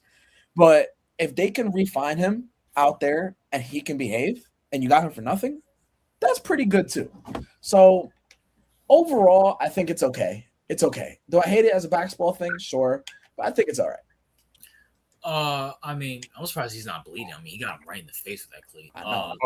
I just want to say something real quick. I just checked, and so Jrue Holiday is apparently still on the roster, which makes this even worse than I thought. This is horrible. But go ahead. They could make another trade, but I'm gonna say this is not a bad trade by Portland because they didn't really give up anything, and I mean either Ja Morant's really washed or maybe they can find some rejuvenance in Ja and maybe turn that into something. I mean, low risk, low reward. Yeah. You know what I'm saying? Low reward. I mean, they still got Sharp and all those boys. So we'll see what happens. I mean, the guy you didn't say Scoot Henderson. No. No, and by the way, it's just like I know they got him for nothing, but it's kind of like I already got two guys that if I'm a franchise, I'm excited about, which is Scoot Henderson. Oh my god. And Sharp. I'm excited about those guys. We already got Dame, and ironic. And Holiday, you got Dame and Holiday. Now, if they move off, they should move off of Holiday, and realistically, they probably should move off of Dame too. But if they're gonna keep Dame, then I just think this getting Ja makes no sense. I'd rather see Ja somewhere more. You know what? See him somewhere like I don't know, coming off the bench for Curry in Golden State or something. I don't know. Sidebar: where do you think somebody like Drew can still go? Because he's not retiring. He's retiring. Miami, right? That seems like the only Drew can shoot, but he's not the shooter they need. But the defense is already hell. You might as well make it even more hell. Maybe Raptors, Kawhi, and all them boys, and then you add that defense to it.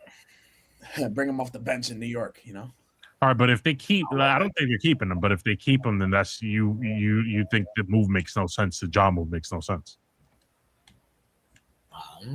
Well, it doesn't have to be now. It could be in the deadline. I don't know where Drew could go. I mean, we'll find out. You know what I'm saying? We'll see what happens there. And also, here's the main one I want to talk about.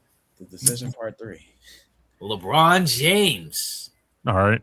Last time we talked, it was confirmed that it was almost confirmed that he was going to Golden State. Now, Rich Paul comes out and says that a lot of teams are aiming for LeBron James. Where do you think LeBron goes, guys? Well, first, I'm not saying that Rich Paul is lying, but it's not like he wouldn't have an incentive to say that. You know what I'm saying? But yeah, go ahead. I will say Rich Paul's lying. I think he's lying. I get it. I get it. It's LeBron. At the same time, we're not getting shit as far as reports. And this is 2026 where we get you can't hide shit from the media. All right. And it's been nothing but rumors. I know Shams gets a lot of hate for this shit. Shout out to my boy Shams. You know, he gets so much disrespect. You know, Woj is overrated. I don't mean that, but you know, I don't mean, I'm kidding. I don't mean that, but still, they be fucking disrespecting my boy Shams. But the point is, I think Rich Paul's fucking lying. And that's why he put out that he was talking about, oh, you know, if New York didn't win, he'd probably be signed with New York right now. He would be signed with New York right now. And the fact that all we got was nothing but just rumors, not oh yeah, he's expected to do this, he's expected to do that, like we did the last two decisions. I think Rich Paul's fucking lying. He's only going one of two places for me. Where is that? It's either the Warriors or it's either Miami. I mean Miami. It's either the Warriors or it's the Cavs. I don't think he goes to Miami either. You don't think he goes to the Warriors? Whoa. So He's either going to the Warriors or the Cavs. He should go to the Cavs. And if I had to pick one, he's going to the Cavs. Whoa. Time out. Whoa. Guys. Yeah. Do you want, like, this is LeBron, maybe second last year, maybe even last year. Yeah. You want him to go to a team with James Harden over a team with Steph Curry? Who's to say James Harden sign and trade? Who knows? No, they're giving him an extension. That's why I said sign and trade. Okay, if that's the case, fine. But like with who though? I don't know. Well, that would know. But I mean, even then, it's just a goodbye tour at the end of the day if he's going to the Cavs. Yeah, I mean, listen, you go to the Cavs, you got Mitch, you got Mobley, you got Allen. That's a decent squad. What about the Sixers? No. Nah, I don't see him going there. If LeBron wouldn't go to Boston or New York, why would he go to the Sixers? And that, like, I'm not saying that it's out the realm possibility. I guess everything's possible. But we're talking like, oh yeah, he wouldn't go to a Boston. Well, he wouldn't go to New York, and he probably wouldn't go to Philly either. What about the Timberwolves? I mean, I'd like that to see it. It'd be a fun. It'd definitely be fun to see it, like, because it'd be the Wolves battling with OKC and with OKC and what's his name? LeBron's a big market. LeBron's a big market guy. The Spurs. Yeah. Say the Spurs and OKC. I like it. So I like them competing. And I had to put this team in here just because it's a rumor. What about the Wizards? The Wizards. I mean, listen, him and AD, they won a chip before. And Trey. Well, I mean, Trey's there. He's just there. Listen, Golden State or Cleveland. That's it for me. I feel like Golden State, Cleveland, Miami, those are the three main ones. I want him to go to Golden State because I actually want to see him try to compete. He's not competing with James Harden on the team. Now, they could do a sign and trade. I highly doubt Cleveland does that. What if this asshole does something and just fucking retires? That'll be hilarious. I think that's more realistic than him going to any other team besides the Warriors and the Cavs to me. I mean, Miami, you could say Miami. I don't really have that much basketball reasons to not say Miami. I just really don't think it's going to happen. But I will say, like, fit-wise, I think he would want to go to a more well-rounded team. Miami is just really fucking held defensively. Like, they have no shooters besides Tim Hardaway that just got signed. And Tim Hardaway's not even all that. So, I don't know. I think Warriors. Lil Nick's the first one thinks he's going to the Sixers. So. From a contractual standpoint, it makes zero sense. Like, do you think that LeBron would take, like, zero money to go to play with fucking Philly? Supposedly, he said he'll take the minimum. I think that's bullshit. Like, taking zero money to go play with Philly. Like, I just don't see that happening. Well, we got to see where – I saw a rumor earlier that the Cavs are looking to trade for Bronny. So yeah, I saw that too. I will say this. This was years ago, and this is going to lead me to my provoking question to you guys. Years ago, when LeBron signed with the Lakers, which was 8 years ago, believe it or not, guys, 8 fucking years ago. Colin Cowherd, when I used to watch all these shows, by the way, shout out to Colin Cowherd. He watches the Unfiltered Sports podcast. He's saying a lot of things me and CEO said for years about Jaylen Brown. Fuck Jaylen Brown. But Colin Cowherd brought up a tweet that LeBron tweeted out years prior to him going to the Lakers. LeBron came out and said in 2014, I can only see myself ending the career in Cleveland. And Colin Cowherd showed that tweet with when he first signed with the Lakers. It's been 8 years. I do believe Cleveland is a good spot. If they get rid of Harden, I will like it even better. But they just got to get rid of Harden. But I feel like if he wants to compete, he has to go to Golden State. Him, Curry, and all them boys. So, but my thing here, and I said this to Brandon, it's like he has to be going to Golden State because there's no way Draymond's opting out of $27.7 million unless he knows LeBron's going there. There's three reasons. Either it's because they know LeBron's going, or because he's just trying to get LeBron to go there, which sounds similar, but it is different reasons. Or they're planning a different move, which could have been a trade for somebody, but who knows? I don't know. That's why I think it's like, Brandon, Brandon, I'm gonna keep it real with you. Does Draymond seem like the type to be like, if you go up to Draymond and say, "Hey, Draymond, if you take this pay cut, LeBron said he wants to come here, but we literally cannot do it unless you take a pay cut. He wants to come here. LeBron calls him and says, yeah, I want to go there, but we got to figure out the cap situation." Or if he's like, you know what, we could get LeBron some potential. Does Draymond seem like the type to go off for potential? Like, come on.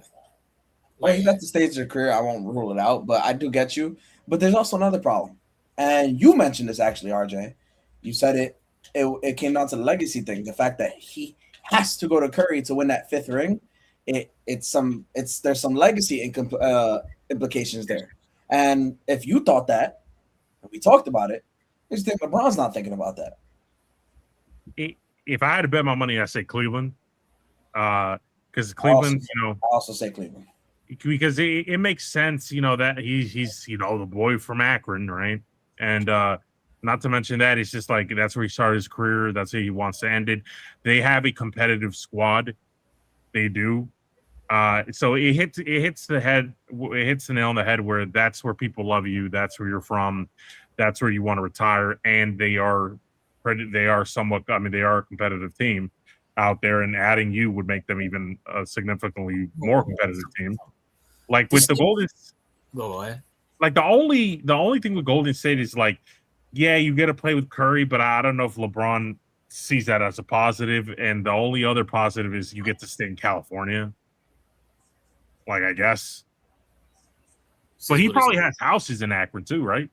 Yeah, but I mean, he's a LA guy and a school. Yeah, like he has real estate.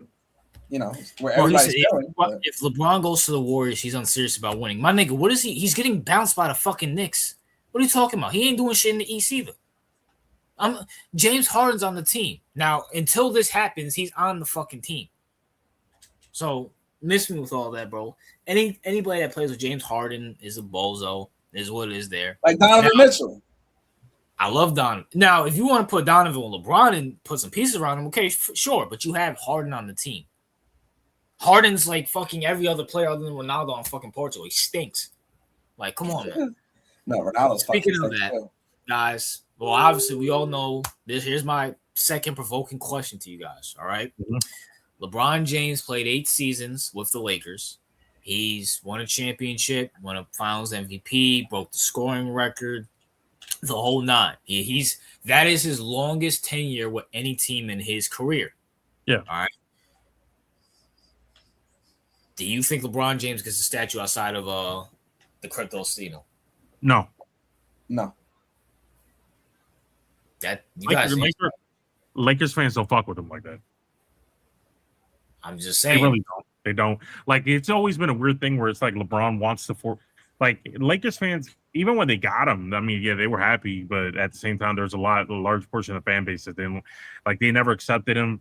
Like he wanted to be an LA boy so bad, but they just don't like him. I'm just being honest. Like, it's just a weird thing. I think stuff like statues comes down more to the fan base than it does the organization. Yeah, like there's no hunger in the fan base to like praise LeBron. There really isn't. When he got his jersey retired, then that's a discussion. Well, that was my question. That was a nice ass save. Holy shit. Do you think he gets his jersey retired? Number 6 or 23? with the Lakers. I could see them doing it just because it'll it kind of makes them look good. Brandon, your answer should be fucking easy. Now I'm gonna explain to you why in a couple minutes when you should give me your answer. I think they should. And originally I didn't like it, but I think they should. Specifically, one because it's LeBron. Two, he not even mainly because he won a chip. Yeah, he won a chip there, especially when Kobe died. But breaking the scoring record, I think there's been enough things to happen to where they can justify it and the fan base wouldn't be upset. But it's also LeBron. I mean, it would have shocked me if they retire number 6 around the whole league. Nah, they didn't do that for Bill Russell. They ain't gonna do that for LeBron. Come on now. I'm saying it's gonna happen. It would shock. Listen, all I'm gonna sit here and say this: if fucking and Brandon, you should be ashamed of Oh, yourself. I know where you're going. If Dame Haslam could get his jersey retired in Miami, LeBron James should get his jersey retired with the fucking Lakers. That is very true. Not even a fucking question. If Udonis Haslam could get a retired jersey for averaging triple singles, 5 water cups, 10 high fives a game, and 3 let's goes, then LeBron can get his jersey retired. Yeah, I agree. Beyond fucking ridiculous. Unfortunately, I was wrong. I thought LeBron would announce his team yesterday. He didn't. How long do you guys think he'll drag this out for? Maybe the rest of them. I feel like it will be announced later this month. It's got to happen before September for sure because he needs time for that new team, because the season start. When does preseason start? Like early September, right? Yeah. Well, championship starts in August. It has to be this month. At the latest, it has to be like the first week of August. But I'd say this month, middle to late of this month. We're talking like the 20s of this month. That leaves or next week. Or next week. Who knows? Maybe even tomorrow. Even tomorrow. Speaking of that, guys, 2 more questions. Number 1. What do the Spurs do with De'Aaron Fox at this point? Give him to the Celtics. That's a good question. I feel like they got to move off of him. I mean, they don't have to, but like if they would move off of him, like there are options because his contract is pretty hefty, right? So they do have like they could move Miami. You know who they could they can move him. They can move him to a team that probably wants to rebuild around. They could send them to I know this sounds insane, but the contracts work. You could send them to the Pelicans for Zion or something like that. I was thinking Pelicans too. Because the Pelicans, I'm pretty sure they're done with the Zion experiment. They got Jeremiah Fears, they got Derek Queen, they got Yves Missy. They got so many young talent that I think they could really retool and rebuild around those pieces. And Zion, he's not that old. He's 26, but they could probably move off of him. And putting Zion at the 4 wouldn't be a bad thing. It'd be interesting, but they could get someone like that. Send his ass to Miami. Let's not overthink De'Aaron Fox, okay?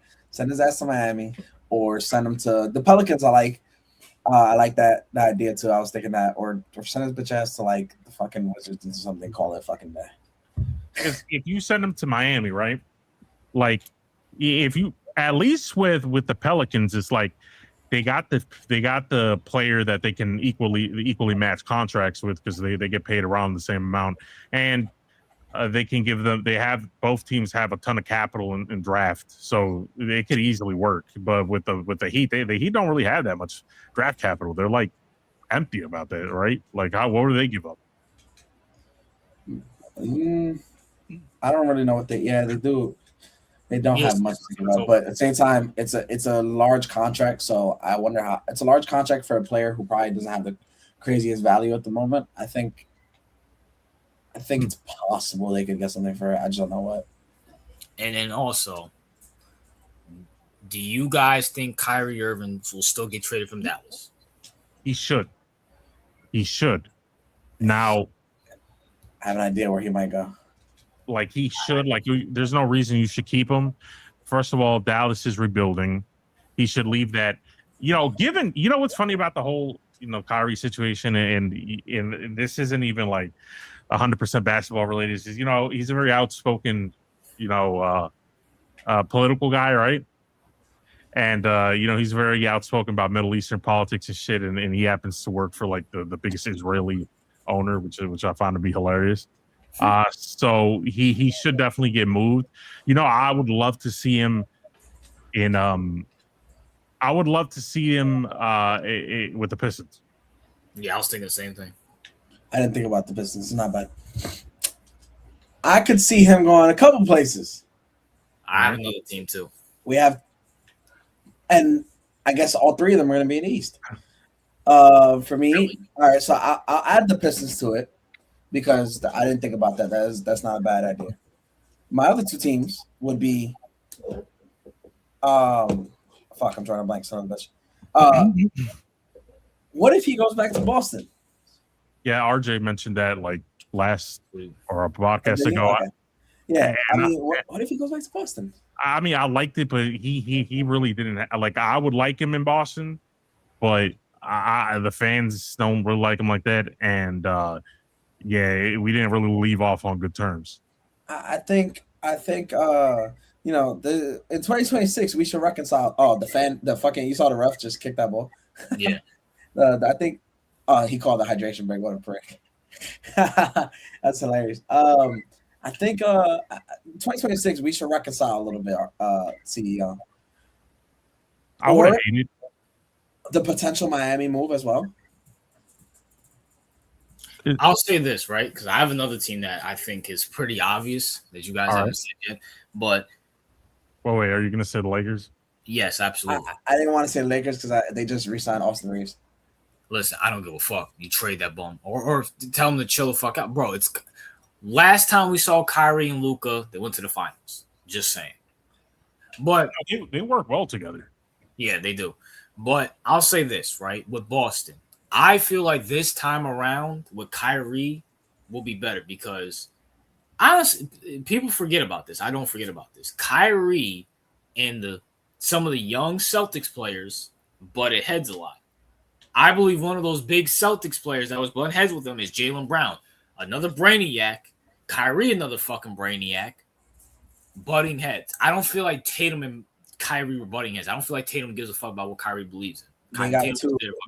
They started debating the political and economic state of the world too much.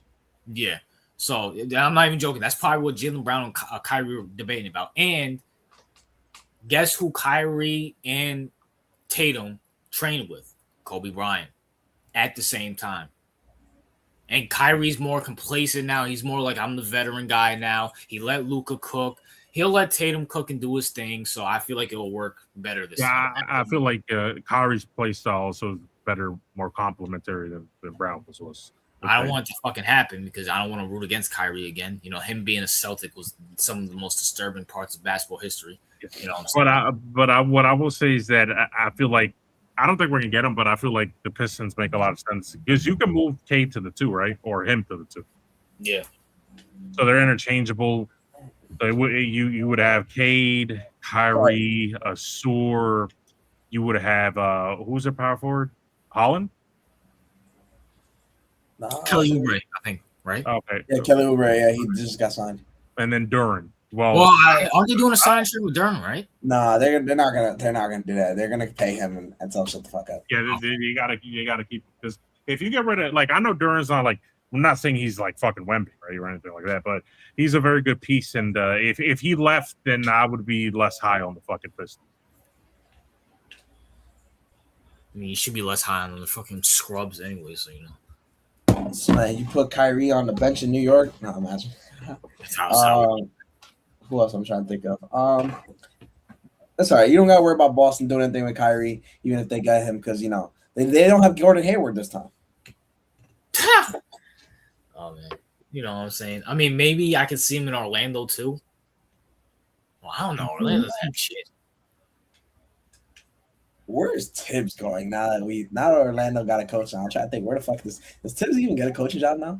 He goes back to the fucking couch like he is. He's a scrub, like I said. You know what I'm saying? Fuck Tibbs. Mike Brown's better. Kyrie on a Tibbs control team. You know what? Oh yeah, these guys are fighting back and forth. I like that. You know what I'm saying? It is what it is. We're gonna wrap up this pod so I can enjoy this game. CEO, any last thoughts? Nah, good podcast. You know what I'm saying? Very a lot of great topics. It's calm. So, It's calm. You know, now that the next one, we don't got to worry about butting heads and calling CEOs a bitch. You know, because CEO knows he's a bitch now that the next one. You know. hey, listen. At the end of the day, you're the little brother, and we're the big brother. Right? So Sure, but the little brother got a chip. Little brother got a chip. Yeah, we gave little brother French fry. Ain't no problem. You didn't give him nothing. You got bitched out by Embiid. Yeah, all right. Well, listen, don't worry about it. It wasn't by y'all. So I want to ask. Wait, before we go, I want to ask CEO. All right, go ahead. How fucking mad would you be if these two teams rematch again, Sixers and Celtics, and Jaylen Brown puts belt to ass? I'm just saying, like, how fucking mad would you be if he puts belt to ass on the Celtics? I mean, I'd be pretty angry, but I'd be more angry not that we lost, but having to hear the whole Celtics fan base bitch about how we should have kept it. So that's probably more annoying. Because I think the prospect of that is hilarious, just from a not even as a Knicks fan, just as a basketball fan. I think the prospect of that would be funny as hell. Oh, by the way, I don't know if so real quick, I don't know if you heard that Ben Simmons is in the news again about coming back, and one of his teams was actually the Sixers. I hope. I would be awesome, bro. Imagine Ben Simmons and Embiid and Brown on the same team, bro. That'd be comedy. That would be comedy. Crazy, right? If that happens, that should confirm that Kawhi is going to a conference championship, especially if that will literally fucking Jaylen Brown will literally. I hate to say this, he'll literally be a lower tier version of Jimmy Butler. Yeah, exactly what he is. Like that would oh my gosh, that would be so poetic. Except Jimmy Butler doesn't have a chip or a Finals MVP. He's a bump and he supports Columbia. Well, he never had a Tatum to fucking carry there. So he had a Bam Adebayo, the second greatest scorer of all time. Fuck yeah, that's a disgrace, bro. Fuck the Wizards for this shit. Remember, it's Wilt, Bam, Kobe. Let's get it right. Yeah, fuck the Wizards. Fuck Jaylen Brown. Fuck the Wizards. Fuck Brandon for even making that comp. Brandon, is there any last words you want to say? Wilt, Bam, Kobe. All right, everybody. We'll be deporting Brandon back to Israel where he belongs after the stream. But until next time, everybody, peace.